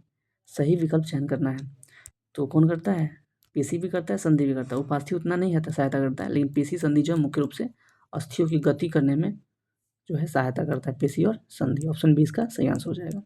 चलिए अब हम देखें 21 क्वेश्चन 21 पॉइंट पूछा जा रहा है कि मानव शरीर में पेशियों के संदर्भ में हमें विचार करना है। विचार यह करना है सही क्वेश्चन कौन सा है वो बताना है। संकुचन की अवस्था में पेशियाँ छोटी, कठोर और मोटी हो जाती है, यह अस्थि को खींचता है, सही बात है। जब पेशियाँ जब है संकुचित होगी तो उसकी जो पेशी जो होती है छोटी हो जाएगी, संकुचित होने के बाद कठोर हो जाएंगी और मोटी हो जाती है। ठीक है, चलिए तो जिससे क्या होता है कि अस्थियाँ इसको खींचती हैं। ठीक है, चलिए लेकिन दूसरा इसमें पूछा जा रहा है कि बताया जा रहा है कि दो पेशियों के एक साथ सिकुड़ने और फैलने में अस्थियाँ गति करती है, उनमें से कौन सा कथन जो है सही है। बिल्कुल अस्थियाँ गति करेंगे तभी वो सिकुड़ेगा फैलेगा, तो ये इसमें सही है, ये भी इसमें सही है, ऑप्शन सी इसका सही आंसर हो जाएगा। चलिए क्वेश्चन 22 पूछा जा रहा है कि कुछ केंचुए के शरीर रचना में एवं उपयोगिता के संदर्भ में हमें विचार करना है कि कौन सा कथन सत्य नहीं है। केंचुए का मेरुदंड लंबा तथा शरीर के पेशियों के क्षीण एवं असंख्य होता है। देखिए यहाँ पे जो है केंचुए में मेरुदंड होता ही नहीं है, तो इसलिए ये जो स्टेटमेंट हमारा गलत हो गया। ठीक है ना, और गलत ही पूछा है इसलिए ऑप्शन हमारा ए ही सही हो गया। बाकी जो सारे स्टेटमेंट सही होंगे इसलिए उसको हम पढ़ लेते हैं। लिखा है कि केंचुए में गति शरीर के पेशियों के बारी बारी विस्तारन से होता है या संकुचन से होता है, सही बात है। शरीर अंततः क्या होता है, इसका शरीर अंततः जो होता है अंदर सतह पर सूख केंचुए को भूमि के पकड़ने एकर बनाने में सहायक करता है। केचुआ मिट्टी को उपजाऊ बनाने में सहायक करता है। बिल्कुल, ये तीनों स्टेटमेंट सही है, ये स्टेटमेंट गलत है, इसलिए ऑप्शन ए इसका सही आंसर हो जाएगा। चलिए आगे बढ़ते हैं। क्वेश्चन नंबर 23 पूछा जा रहा है कि निम्नलिखित में विचार करना है हमें। घेंघा का कवच इसका बाह्य कंकाल कहलाता है, परंतु यह अस्थियों नहीं बनाता है।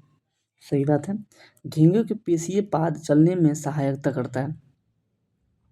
चलिए, तो ये दोनों स्टेटमेंट जो है एकदम सही लग रहा है, इसका देख लेते हैं। आगे देखते हैं।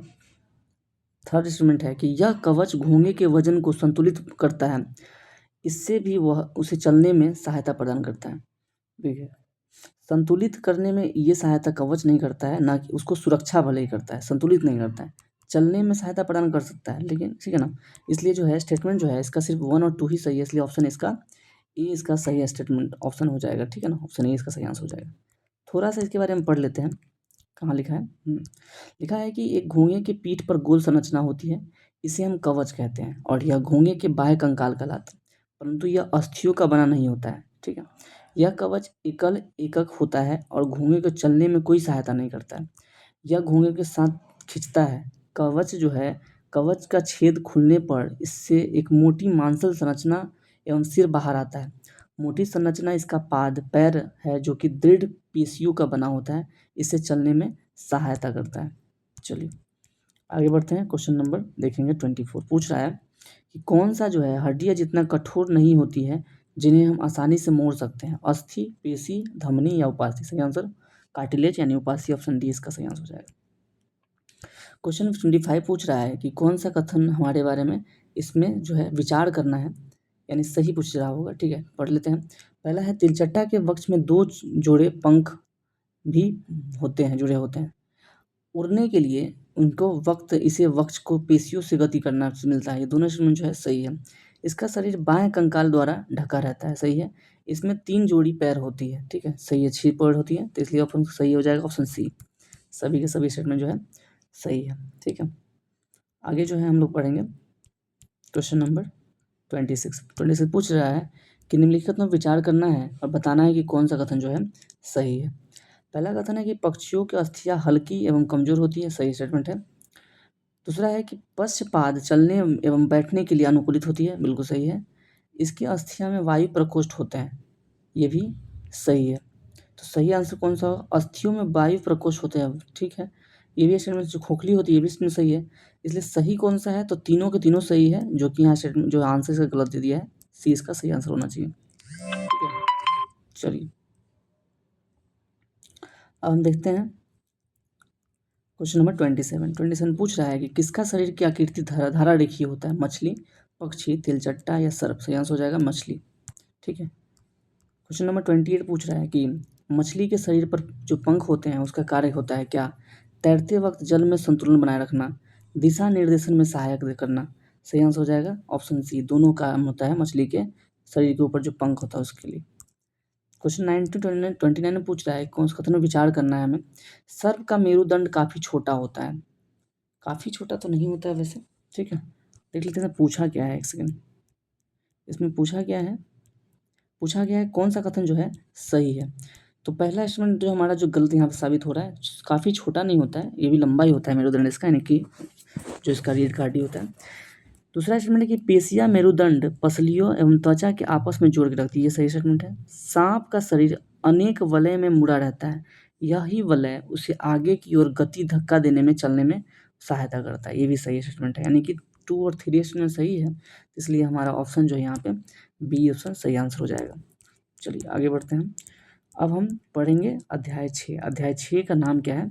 तो विशेषताएं एवं आवास। ठीक है, चलिए पहला क्वेश्चन पूछा जा रहा है इसमें कि केचुराइना वृक्ष जो है ये कहाँ होता है? ये उड़ीसा में मिलता है। ठीक है, और जो है ओक चीड़ देवदार कहाँ मिलेगा? तो ये पर्वतीय क्षेत्र में मिलेगा। और नागफनी कहाँ? ये रेगिस्तानी क्षेत्रों में राजस्थान में मिलेगा। ठीक है, तो इसका सही आंसर हो जाएगा ऑप्शन डी। चलिए आगे बढ़ते हैं। क्वेश्चन 2 में पूछ रहा है, मिलान करना है, केकड़ा, बकरी, याक और ऊँट कहाँ मिलेगा? तो ऊँट जो मिलेगा वो राजस्थान में मिलेगा। बकरी या याक कहाँ मिलेगा? तो ये पर्वतीय क्षेत्र में मिलेगा। केकड़ा कहाँ? उड़ीसा में मिलेगा। तो 1 का ए, 2 का सी, 1 का ए, 2 का सी देखना है कहाँ पे है। तो 1 का ए, 2 का सी, ऑप्शन डी इसका सही आंसर हो जाएगा। चलिए क्वेश्चन नंबर 3 पूछा जा रहा है कि कथनों विचार करना है, बताना है कौन सा कथन जो है गलत है। गलत हमें पहचानना है। ऊंट के लंबे पैर उसके शरीर को रेत की गर्मी से दूर रखने के लिए मदद करता है। सही है स्टेटमेंट। जल के स्राव के लिए ऊंट को पसीना आता है, नहीं, वो पसीना नहीं आता है, ठीक है, तभी वो जल का स्राव नहीं कर पाता है, अपना जो है अपना वाटर लॉस नहीं करता है। तो यही गलत हो गया, यानी ऑप्शन इसका दूसरा गलत। तीसरा क्या है, ऊंट का मल शुष्क होता है। उनका जो है मल शुष्क होता है, हाँ बिल्कुल, ऊंट का मल शुष्क ही होता है, सूखा हुआ रहता है, ठीक है। तो ये भी सही है, ये भी सही है, ये गलत है। ऑप्शन इसका 2 गलत है, यानी कि ऑप्शन बी इसका सही आंसर हो जाएगा। क्वेश्चन 4 पूछ रहा है कि मछलियों के साल का कार्य क्या है। इसके शरीर को सुरक्षा प्रदान करता है, सही है। जल में उन्हें सुगम गति प्रदान करता है, ये भी सही है। दिशा निर्धारण में सहायक होता है। तो मछलियों का साल दिशा निर्धारण में उतना सहायक नहीं होता, इसलिए दोनों फर्स्ट और सेकंड सही है। तो सही ही पूछा है, इसलिए ऑप्शन ए इसका सही आंसर हो जाएगा। चलिए क्वेश्चन नंबर 5 में पूछा जा रहा है कि विशिष्ट संरचनाओं अथवा स्वभाव की उपस्थिति किस पौधे अथवा जंतु को उसके परिवेश में रहने योग्य बनाती है, कहलाती है क्या। परिवेश, निवास, स्थलीय निवास या अनुकूलन। सही आंसर हो जाएगा ऑप्शन डी, इसको बोलते हैं हम लोग अनुकूलन बोलते हैं। जब वो परिवेश में रहने लायक हैबिचुअल रहता है तब उसको हम बोलते हैं अनुकूलन है, ठीक है। चलिए आगे बढ़ते हैं हम। क्वेश्चन नंबर 6 पूछा जा रहा है कि स्थलीय आवास का उदाहरण नहीं है। वन, घास मैदान, मरुस्थल, तटीय पर्वतीय क्षेत्र, दलदल, इनमें से कोई नहीं। सही आंसर हो जाएगा ऑप्शन सी, दलदल, ठीक है। स्थलीय आवास का उदाहरण नहीं है, कौन सा, दलदल नहीं है, बाकी सब स्थलीय आवास का उदाहरण है। वन, घास मैदान भी है, मरुस्थल, तटीय पर्वतीय क्षेत्र भी है, लेकिन दलदल जो है स्थलीय आवास का उदाहरण नहीं है। 7 पूछा जा रहा है कि जलीय आवास का उदाहरण नहीं है। जलाशय, दलदल, झील, नदियाँ, समुद्र, तटीय क्षेत्र। सही आंसर हो जाएगा ऑप्शन डी, तटीय क्षेत्र जो है जलीय आवास का उदाहरण नहीं होता है। चलिए 8 में पूछा जा रहा है कि जैव घटक के उदाहरण है मिट्टी, पौधा, जंतु या बी सी दोनों। सही आंसर हो जाएगा ऑप्शन डी, बी सी दोनों, यानी कि पौधा और जंतु दोनों ही जैव घटक है। ये जो है मिट्टी जो है जैव घटक नहीं है, ये अजैव है। क्या है, मिट्टी अजैव में आएगा, ठीक है ना। चलिए जितने भी कार्बनिक पदार्थ होते हैं वो सभी जैव में आते हैं। चलिए क्वेश्चन नंबर 9 पूछा जा रहा है कि निम्नलिखित में विचार करिए, बताइएगा कौन सा उदाहरण जो है जैव घटक का नहीं है। तो चट्टान, मिट्टी और पौधा, ये क्या है, जैव नहीं है, ठीक है। कौन सा जैव घटक के उदाहरण नहीं, कौन नहीं है, तो चट्टान, मिट्टी, पौधा, सॉरी पौधा तो है लेकिन मिट्टी और चट्टान नहीं है, हालांकि स्टेटमेंट ये नहीं लेंगे हम। जल, वायु और सूर्य के प्रकाश, दो नहीं है, ये नहीं है, ठीक है। देखिए इसमें पैदा नहीं रहता तब ये हो जाता है। देखिए ये वाला क्या है, ये जैविक है, ठीक है ना, ये जैव घटक है, लेकिन ये अजैव है, ये अजैव है। तो हालांकि जैव घटक नहीं है तो इसको हम ले सकते हैं कि नहीं है, ठीक है। आज और जल, वायु और सूर्य ये भी जैव घटक नहीं है, यानी कि कोई भी नहीं है, ठीक है ना तो 1 ना तो 2, ठीक है। इसलिए ऑप्शन सी इसका सही आंसर हो जाएगा। याद रखिएगा पौधा जो इसमें डाल दिया ऑप्शन में, थोड़ा सा गलती कर दिया है, पौधा जैव में आता है, ठीक है ना, पौधा जीव जंतु जो है जैव में आता है। क्वेश्चन 10 पूछा जाता है मरुस्थलीय पौधे शूल किसका परिवर्तन है, जड़ का, तना का या फिर फूल का या पत्ती का। सही आंसर हो जाएगा ऑप्शन डी, शूल जो है मरुस्थलीय पौधा है और उसका वो किसका, पत्ती का उदाहरण होता है। नागफनी के बारे में लिखा है कि नागफनी पौधे प्रकाश संश्लेषण निम्नलिखित में से किस भाग में होता है, जड़ में, तना में, फूल में या पत्ती में। सही आंसर हो जाएगा तना में। तना जो होता है इसका जो है इसमें क्या होता है, प्रकाश संश्लेषण होता है। याद रखिएगा कि मरुस्थलीय क्षेत्र में जो कांटेदार पौधे होते हैं, ठीक है ना, जो कांटा निकल रहता है पौधा में, ठीक है, तो ये कांटा किसका होता है, पत्ती का रूप होता है। एग्जाम्पल क्वेश्चन पूछा जाता है एग्जाम में, जो कांटा निकल रहता है कांटा किसका रूप होता है, पत्ती का ही रूप होता है, जो राजस्थानी या रेगिस्तानी जगह पे होता है, मरुस्थलीय क्षेत्र में जो पौधा होता है। क्वेश्चन 12 में पूछा जा रहा है कि मरुस्थलीय पौधे के बारे में सही विकल्प का चयन करना है। इन पौधे में प्रकाश संश्लेषण समांतर तने में होता है, ठीक है, सही पूछा जा रहा है ना एक सेकंड।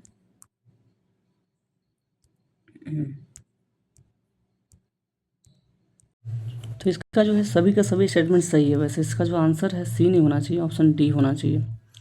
थोड़ा सा इसमें बहुत ज़्यादा एरर है। चलिए ठीक है, तो इनमें जो है मरुस्थलीय पौधे के बारे में सही विकल्प चुनने के लिए बोला गया है। तो इनमें पौधे में प्रकाश संश्लेषण समांतर तना में होता है, ये सही स्टेटमेंट है। तना एक मोटी मोमी परत से ढका होता है, ये भी सही स्टेटमेंट है। पत्ती एक जो है पत्ती जो है एक मोटी मोमी परत से ढका होता है। देखिए दरअसल इसमें अगर हम चाहें तो इसको हम ये बना सकते हैं क्वेश्चन को कि असत्य कथन कौन सा है, तो इसका आंसर सी भी हो सकता है क्योंकि पत्ती इसमें होता नहीं है, ठीक है। पत्ती का रूप जो होता है वो कांटे ले लेते हैं यहाँ पे, ठीक है। तो ये हो सकता है, लेकिन हम ऐसे माने कि सभी का सभी स्टेटमेंट जो है ऐसे सही है।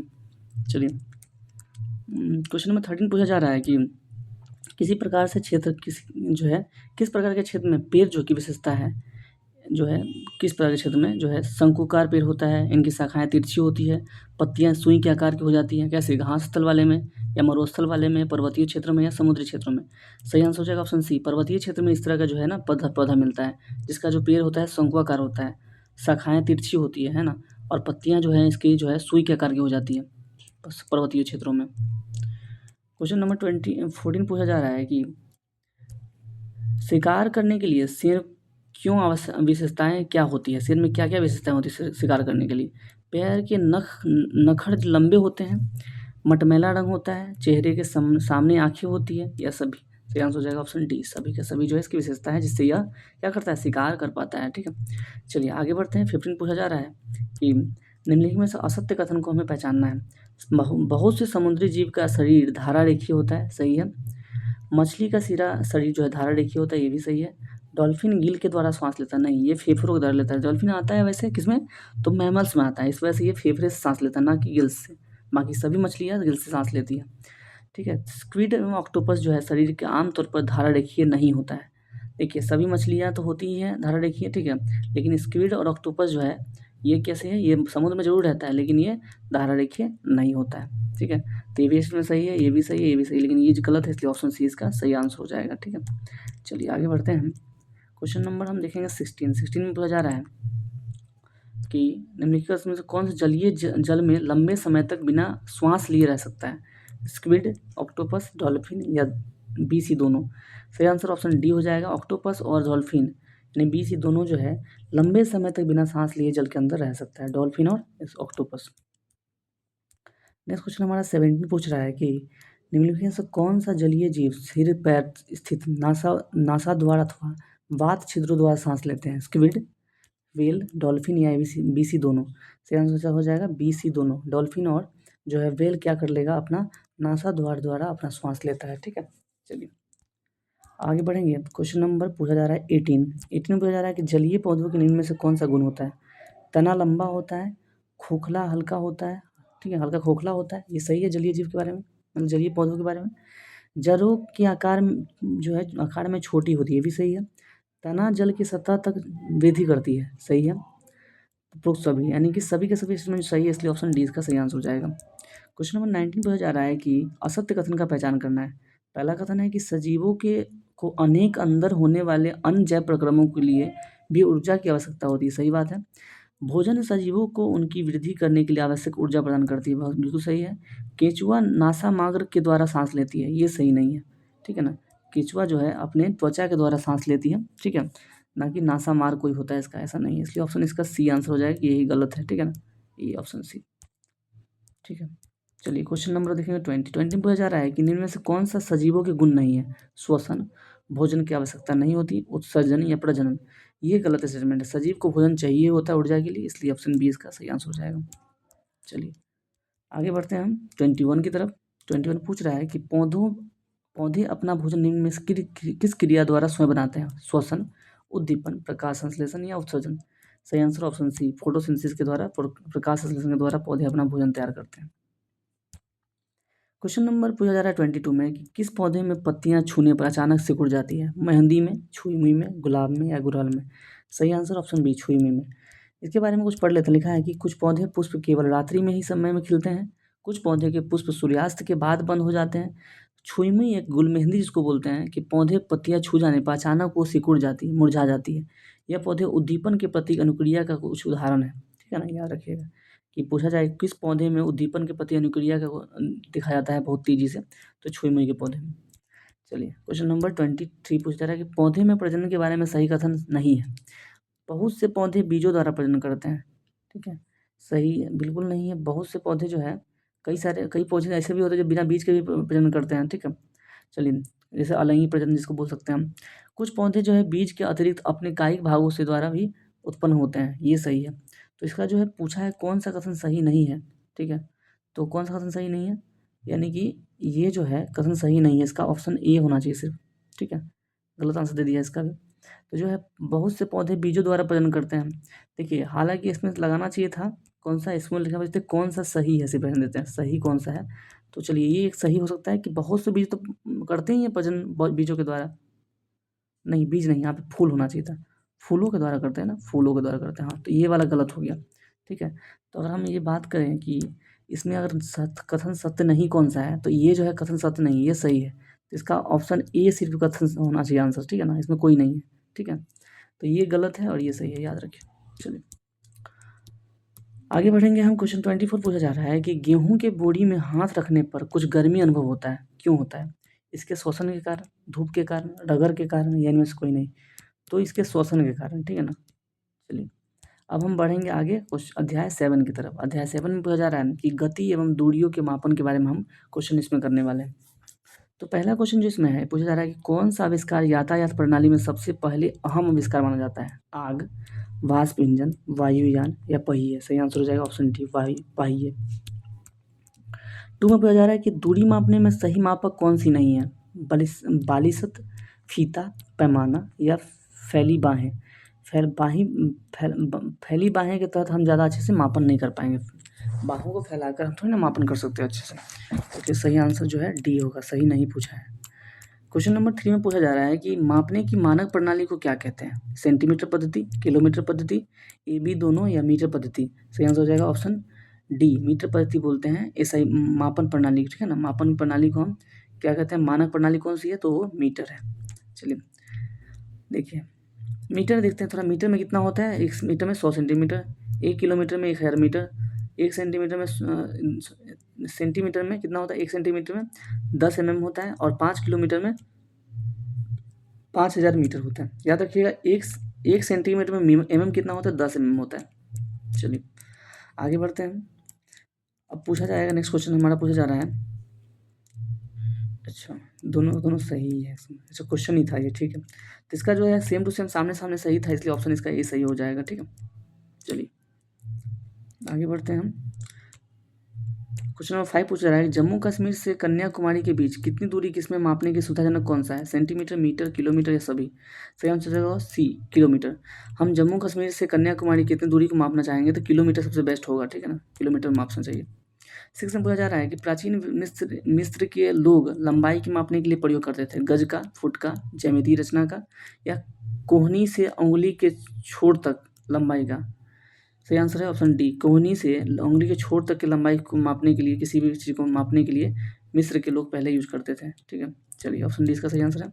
7 में पूछा जा रहा है कि मापन के लिए मीटर प्रणाली रचना किस देश में की गई थी? ब्रिटेन, ग्रीक, भारतीय या फ्रांसीसी? सही आंसर हो जाएगा ऑप्शन डी, फ्रांसीसी के द्वारा सबसे पहले मीटर प्रणाली की जो है प्रयोग किया गया था। क्वेश्चन 8 में पूछा जा रहा है कि निम्नलिखित में सरल रेखीय गति कौन नहीं है? सीधी सड़क पर किसी वाहन गति, ये तो है। किसी रोड पे किसी परेड में सिपाहियों की मार्च पोस्ट गति, ये भी सही है। किसी गिरते पत्थर की गति, ये भी सही है। फुटबॉल के खिलाड़ी की गति, ये सही नहीं है। फुटबॉल खिलाड़ी बार बार इधर उधर घूमते रहता है, ठीक है ना, अपना टर्निंग पॉइंट बहुत बदलता रहता है, जिससे सरल रेखीय गति में नहीं आएगा, इसलिए ऑप्शन डी इसका सही आंसर हो जाएगा। क्वेश्चन नंबर 9 में पूछा जा रहा है कि वर्तुल गति क्या होता है, कौन है? सीधी सड़क पर किसी वाहन गति, नहीं ये नहीं होगा। बिजली की पंखी की गति, हाँ ये सही है, जो गोल गोल घूमता रहेगा, ठीक है ना, अपना आवृत्ति को दोहराता रहेगा, वही होगा वर्तुल गति। ये भी नहीं होगा, ये भी नहीं होगा, ठीक है। चलिए आगे बढ़ते हैं। क्वेश्चन नंबर देखेंगे हम 10 में पूछा जा रहा है कि वर्तुल गति का उदाहरण बताएं। पंखे की पंखुड़ी, घड़ी की सुइया, धागे से बंधा हुआ पत्थर की गति, ये सभी के सभी हो जाना चाहिए, इसका आंसर सही, ठीक है, डी इसका आंसर हो जाएगा, यानी कि सभी के सभी तीनों सही है। क्वेश्चन नंबर 11 पूछा जा रहा है कि आवृत्ति गति का उदाहरण क्या है? वृक्ष की शाखाओं के इधर उधर टहलना, ये सही है। झूला झूलते समय बच्चे की गति, ये भी सही है। सितार की डोरी की गति, ये भी सही है। सही आंसर ऑप्शन डी हो जाएगा, ये हो जाएगा सभी आवृत्ति गति का उदाहरण। 12 में पूछा जा रहा है कि लुढ़कती हुई गेंद कौन सी होती है? आवृत्ति गति, वर्तुल गति, घूर्णन गति या फिर सरल रेखीय गति? सही आंसर हो जाएगा घूर्णन गति और सरल रेखीय गति में आ जाएगा कौन सा? लुढ़कती हुई गेंद की गति, ठीक है। चलिए ऑप्शन इसका सी आंसर हो जाएगा। क्वेश्चन हम देखेंगे नेक्स्ट, तो हमारा 7 अध्याय खत्म हो गया, अब अध्याय 8 का क्वेश्चन देखेंगे। अध्याय 8 का पहला क्वेश्चन है, पहले अध्याय का नाम क्या देख लेते हैं, प्रकाश, छाया और प्रतिबिंब, ठीक है ना। इसमें इमेजेस और मिरर से रिलेटेड क्वेश्चन होगा, ठीक है। चलिए, पहला क्वेश्चन है कि दीप्त पिंड कौन सी नहीं है, विद्युत बल्ब, टॉर्च, पेंसिल या सूर्य। सही आंसर हो जाएगा पेंसिल। पेंसिल से कोई प्रकाश नहीं निकलता, इसलिए जो है दीप्त पिंड नहीं है ये। क्वेश्चन पूछा जा रहा है कि यदि आप किसी वस्तु के आर पार देख सकते हैं तो वो वस्तु प्रकाश के अपने अंदर से होकर जान देती है, ऐसी वस्तु को कहते हैं पारदर्शी, अपारदर्शी, पारभासी या इनमें से कोई नहीं। सही आंसर हो जाएगा ऑप्शन ए, पारभासी बोलेंगे उसको, ठीक है। चलिए, क्वेश्चन नंबर 3 पूछा जा रहा है कि कुछ वस्तुएं आर पर देखा जा सकता है परंतु बहुत से स्पष्ट नहीं देख सकते हैं, ऐसी वस्तु को कहते हैं अपारदर्शी, पारभासी या पारभासी या कोई नहीं। सही आंसर हो जाएगा ऑप्शन सी, पारभासी बोलेंगे, ट्रांसलूसेंट बोलेंगे उसको। चलिए, क्वेश्चन देखेंगे, पूछा रहा है कि 4 में कि कौन सा कथन जो है, कथन विचार करना है, बताना है कि उपरोक्त में से छाया बनाने के लिए आवश्यक है कौन सी स्टेटमेंट, प्रकाश का स्रोत, परिभाषी वस्तु या अपारदर्शी वस्तु। सही आंसर हो जाएगा अपारदर्शी वस्तु और प्रकाश के स्रोत, ठीक है ना। इन दोनों जरूरत पड़ेगा हमें किसी चीज़ का छाया बनाने के लिए, ठीक है। चलिए, ऑप्शन हो जाएगा डी, इसका सही आंसर हो जाएगा।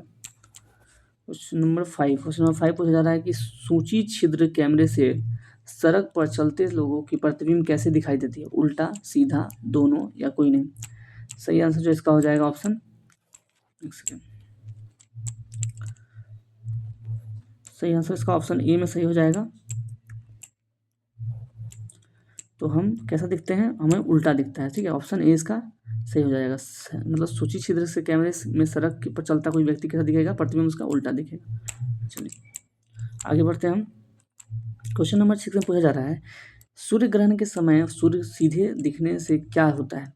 सूर्य ग्रहण के समय सूर्य को हम सीधे नंगी आंखों से देखेंगे तो क्या होता है, आंखों के लिए हानिकारक होगा, वो आंखों के लिए फायदेमंद होगा, शरीर के लिए फायदेमंद होगा, इनमें से सभी। सही आंसर हो जाएगा ऑप्शन ए, आंखों के लिए हानिकारक होता है। क्वेश्चन नंबर 7 पूछा जा रहा है कि दर्पण अपने ऊपर पड़ने वाले प्रकाश की किरणों को परावर्तित करती है, अपरावर्तित करती है, विवर्तित करती है या परिक्षेपित करती है। सही आंसर हो जाएगा ऑप्शन ए, परावर्तित करती है, ठीक है। चलिए, अब अध्याय हम 9 पढ़ेंगे। अध्याय 9 में पूछा जा रहा है, पहले इसका अध्याय का नाम क्या है, तो विद्युत तथा परिपथ। इसमें पहला क्वेश्चन है, निम्नलिखित में से विद्युत सेल का उपयोग किसमें होता है, अलार्म घड़ी में, रेडियो में, कैमरा में या सभी में। सही आंसर हो जाएगा इन सभी में जो है विद्युत सेल का उपयोग करा जाता है। नेक्स्ट क्वेश्चन हमारा जो है, कुछ और भी चीज़ में यूज होता है, जैसे कि देखिए अलार्म घड़ी में भी होता है, कलाई घड़ी में होता है, रेडियो, कैमरा, अन्य चीज़ों में होता है, ठीक है। चलिए, आगे बढ़ते हैं। अब जो है हम देखेंगे नेक्स्ट क्वेश्चन जो पूछा जा रहा है कि निम्नलिखित तत्व में विचार करना है। पूछा जा रहा है कि सेल के एक तरफ अधातु की टोपी तथा दूसरी तरफ अधातु के डिस्क होता है। बिल्कुल, ये जो है दूसरी तरफ अधातु का नहीं होता है, दोनों तरफ धातु ही होता है, ऐसा गलत बता दिया, ठीक है। तो मैं पूछा क्या है, असत्य पूछा है, तो इसलिए पहला ही असत्य हो गया हमारा, ठीक है। बाकी जो दोनों असत्य हो जाएगा। सत्य में कौन कौन से लिखा है, सेल के एक तरफ धन चिन्ह होता है, दूसरी तरफ ऋण होता है, ये सही है। सेल में विद्युत ऊर्जा संचित रासायनिक ऊर्जा पदार्थों से विद्युत उत्पन्न होती है, बिल्कुल सही है। इसलिए ऑप्शन ए कथन एक ही गलत है, ऑप्शन ए सही आंसर हो जाएगा। क्वेश्चन 3 पूछा जा रहा है कि निम्नलिखित में विचार करना है, कौन सा कथन जो है सही है। एक धनात्मक टर्मिनल सिरा होता है और दूसरा ऋणात्मक। विद्युत स्विच का उपयोग विद्युत धारा के प्रभाव को रोकने, प्रारंभ करने के लिए किया जाता है। ऑप्शन जो है इसका दोनों का दोनों स्टेटमेंट सही है। चलिए, आगे बढ़ते हैं। क्वेश्चन नंबर 4 पूछा जा रहा है कि खोपड़ी एवं क्रॉस का चिन्ह क्या प्रदर्शित करता है, सुरक्षित, खतरा, कंकाल या दोनों या कोई नहीं। सही आंसर हो जाएगा ऑप्शन बी, इसका खतरा इसको दिखाता है ना। खोपड़ी और जो है क्रॉस चिन्ह रहता है, जहाँ पे खोपड़ी बना रहता है, ऐसे ऐसे बना रहता है, तो क्या होता है, वो खतरा का निशान होता है। चलिए, आगे बढ़ते हैं। इस तरह का इमेज देखिए यहाँ पे, चेतावनी का इस टाइप। चलिए, आगे बढ़ते हैं। क्वेश्चन नंबर 5 में क्या पूछा जा रहा है, पूछा जा रहा है 5 में कि विद्युत बल्बों की संरचना के बारे में कौन सा कथन सत्य नहीं है। प्रकाश उत्सर्जित करने वाले पतले तार को बल्ब तंतु का कहते हैं, सही है। यह तंतु दो मोटे तारों के बीच होता है, ये भी सही है।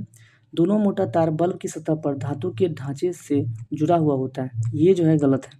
इस प्रकार विद्युत सेल में विद्युत बल्ब दोनों में 2 टर्मिनल होते हैं, ये भी सही है। यानी कि गलत कौन सा है, सी गलत है।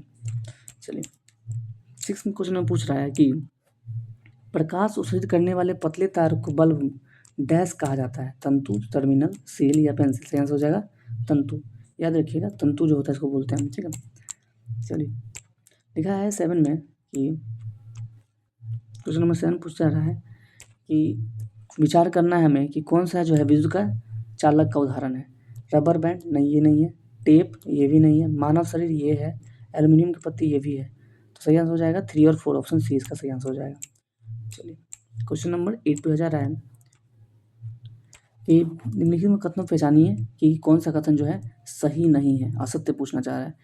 विद्युत रोधी पदार्थ अपने अंदर से विद्युत धारा का प्रवाह करते नहीं। विद्युत रोधी नाम लगा हुआ है तो ये विद्युत प्रवाह नहीं करेगा। पहला ये स्टेटमेंट जो है गलत है, इसलिए पहला तो सही हो जाएगा। विद्युत चालक पदार्थ अपने अंदर से विद्युत धारा का प्रवाह करने देता है, हाँ ये सही है। तो गलत पूछा है तो गलत ये वाला है, इसलिए ऑप्शन ए इसका सही आंसर हो जाएगा। चलिए 9 नंबर क्वेश्चन पूछ रहा है कि विद्युत बल्ब का फ्यूज होने के कारण निम्नलिखित में से कौन एक हो सकता है।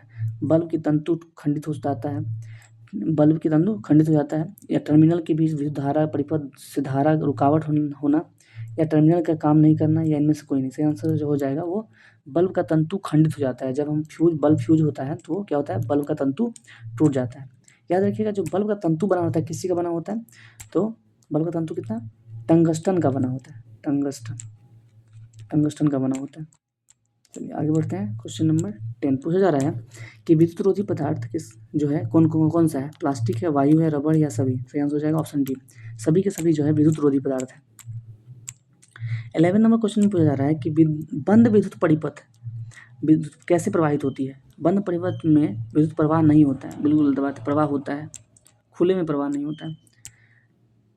विद्युत धारा की दिशा विद्युत सेल के धनात्मक टर्मिनल से ऋणात्मक टर्मिनल की ओर जाता है। विद्युत धारा धनात्मक से ऋणात्मक, ये सही है। विद्युत धारा की दिशा विद्युत सेल के ऋणात्मक टर्मिनल से धनात्मक, ये नहीं सही है, तो बी तो सही है अभी तक। चलिए तो बी ही स्टेटमेंट जो है इसका सही था एकमात्र, ठीक है ना। आगे बढ़ते हैं। अब हम अध्याय 10 हमारा आ चुका है। इसमें जो अध्याय 10 का नाम क्या है, चुंबकों के द्वारा मनोरंजन। सबसे पहला क्वेश्चन है कि चुंबक किसके द्वारा खोजा गया है। मैग्नस के द्वारा, आइंस्टीन के द्वारा, न्यूटन के द्वारा, या मैग्नेट के द्वारा। सही आंसर हो जाएगा मैग्नस के द्वारा जो है चुंबक सबसे पहले खोजा गया था, ठीक है।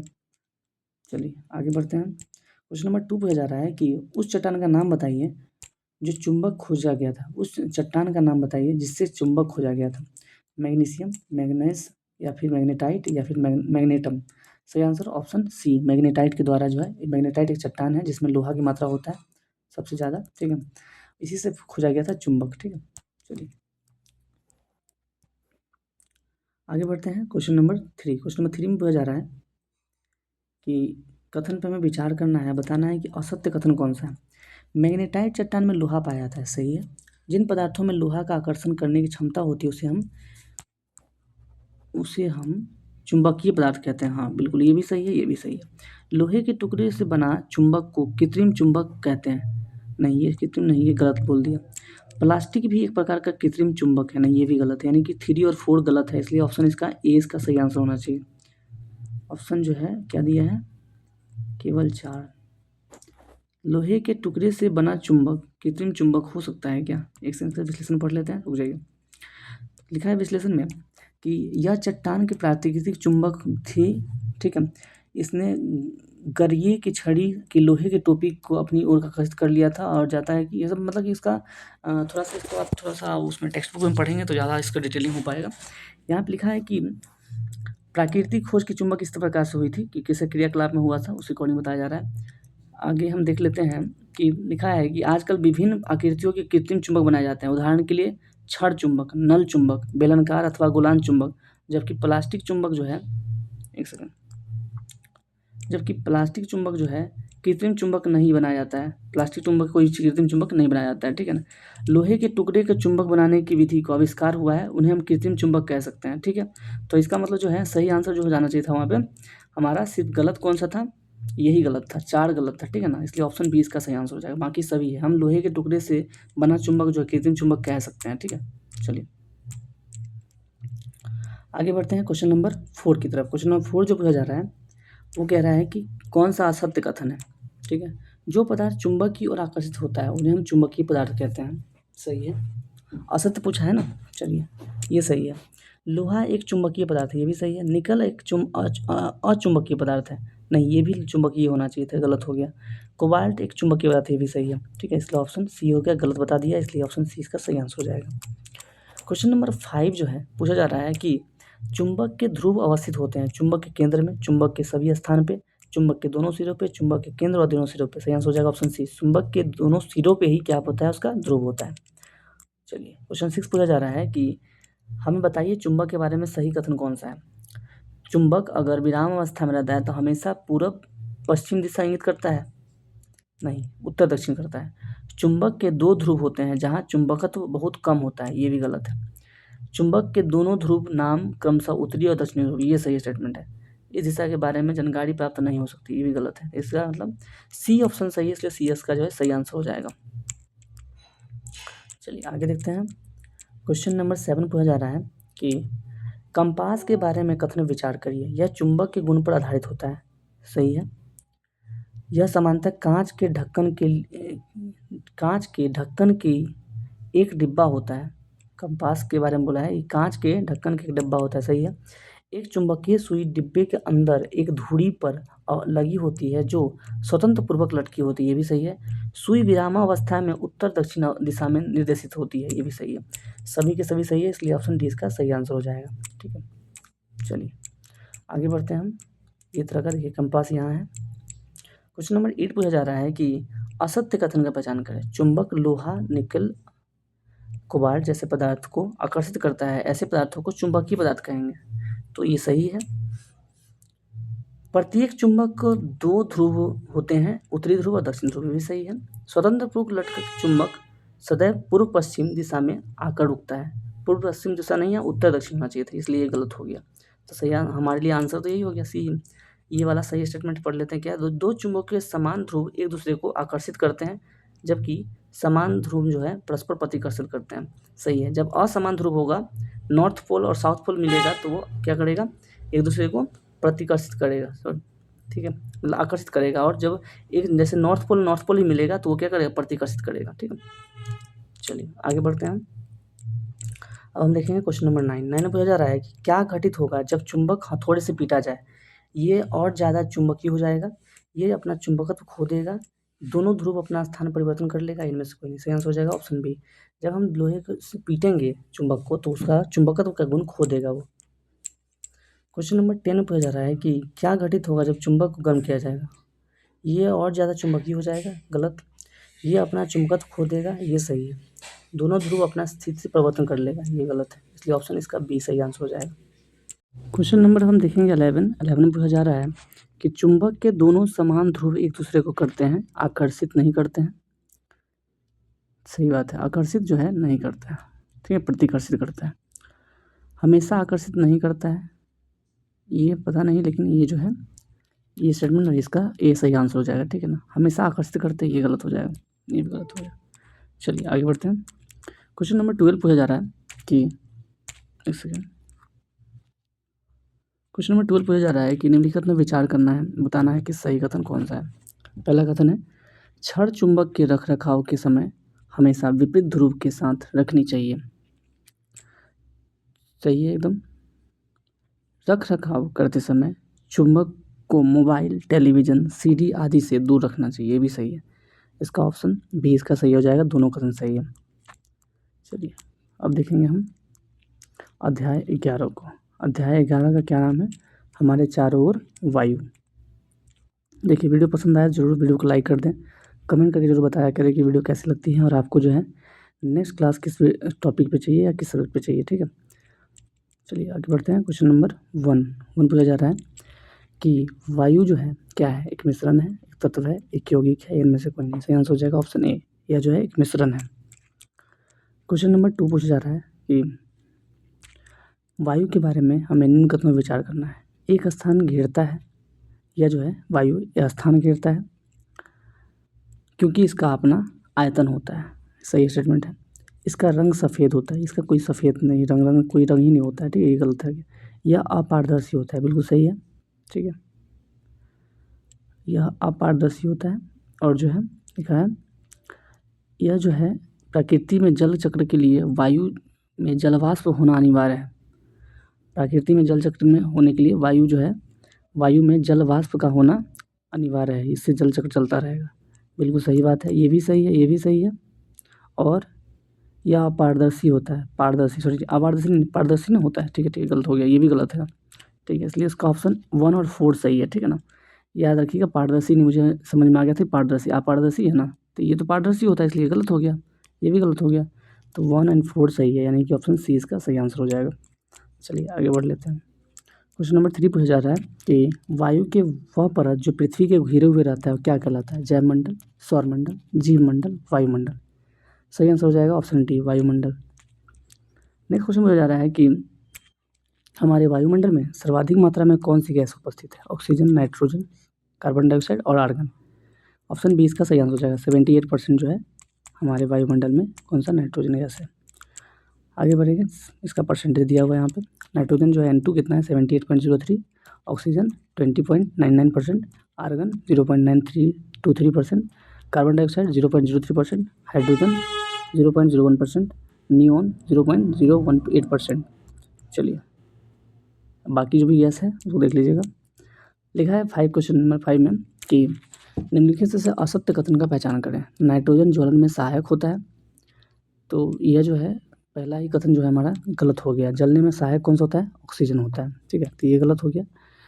ऑक्सीजन जीव के श्वसन के लिए महत्वपूर्ण भाग है, सही है, ये भी सही है, तो ये गलत हो गया, ये सही है, पूछा गलत है इसलिए ऑप्शन ए इसका सही होगा, यानी कि कौन सा कथन? ऑप्शन बी इसका सही होगा। चलिए आगे देखते हैं। क्वेश्चन नंबर 6 पूछा जा रहा है कि कथन में असत्य कथन कौन सा पहचानना है? ईंधन तथा पदार्थों के जलने से धुआं उत्पन्न होता है, बिल्कुल सही बात है। नाइट्रोजन जलने में सहायक नहीं होता है, बिल्कुल सही है। किसी पदार्थ के जलने से कार्बन डाइऑक्साइड उत्पन्न होता है, ये भी सही है। आगे देखते हैं क्या क्या है। चलिए धुआं में केवल कुछ गैस ही रहते हैं, ऐसा नहीं, कुछ पार्टिकल्स भी होते हैं, इसलिए गलत हो गया, ऑप्शन डी इसका सही आंसर हो जाएगा। चलिए आगे बढ़ते हैं। क्वेश्चन नंबर 7 पूछ रहा है कि वायु में कौन सा संगठक जीवित प्राणियों के लिए हानिकारक होता है? नाइट्रोजन, कार्बन डाइऑक्साइड, धूल कण जलवाष्प, धुआं जलवाष्प या धुआं और धूल। सही आंसर हो जाएगा ऑप्शन ए जो है वायु का कौन सा घटक जो है जीवित प्राणियों के लिए हानिकारक है, तो वो हो जाएगा नाइट्रोजन और कार्बन डाइऑक्साइड।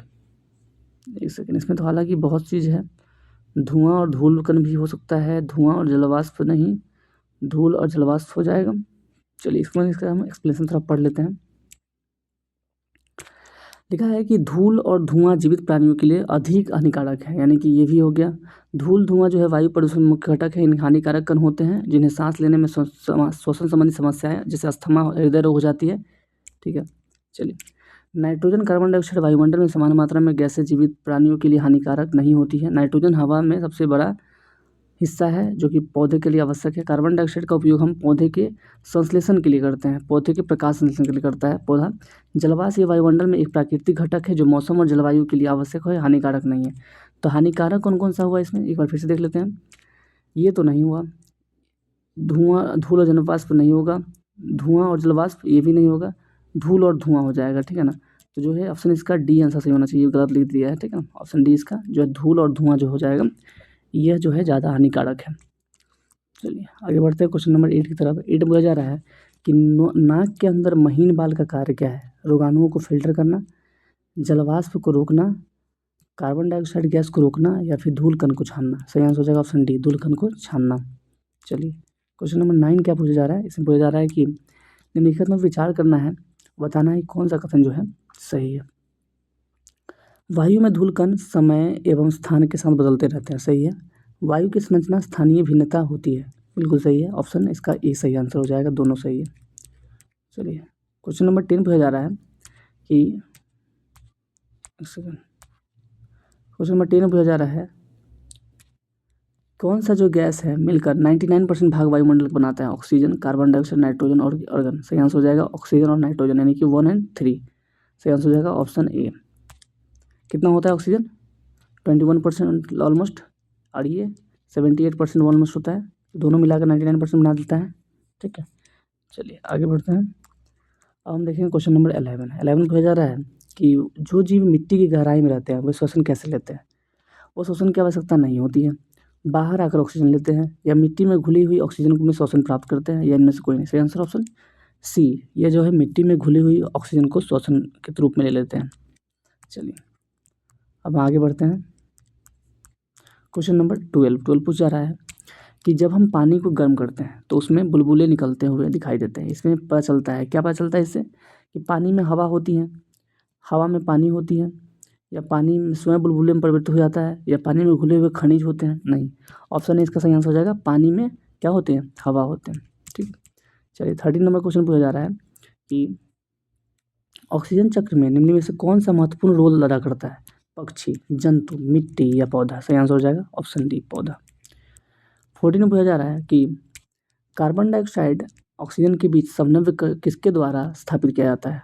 वाष्पोत्सर्जन, प्रकाश संश्लेषण के द्वारा, वाष्पोत्सर्जन शोषण के द्वारा, प्रकाश संश्लेषण एवं शोषण के द्वारा, हाइड्रोजनीकरण एवं प्रकाश संश्लेषण के द्वारा? सही आंसर हो जाएगा ऑप्शन सी, प्रकाश संश्लेषण व शोषण के द्वारा कार्बन डाइऑक्साइड और ऑक्सीजन के बीच समन्वय स्थापित होता है।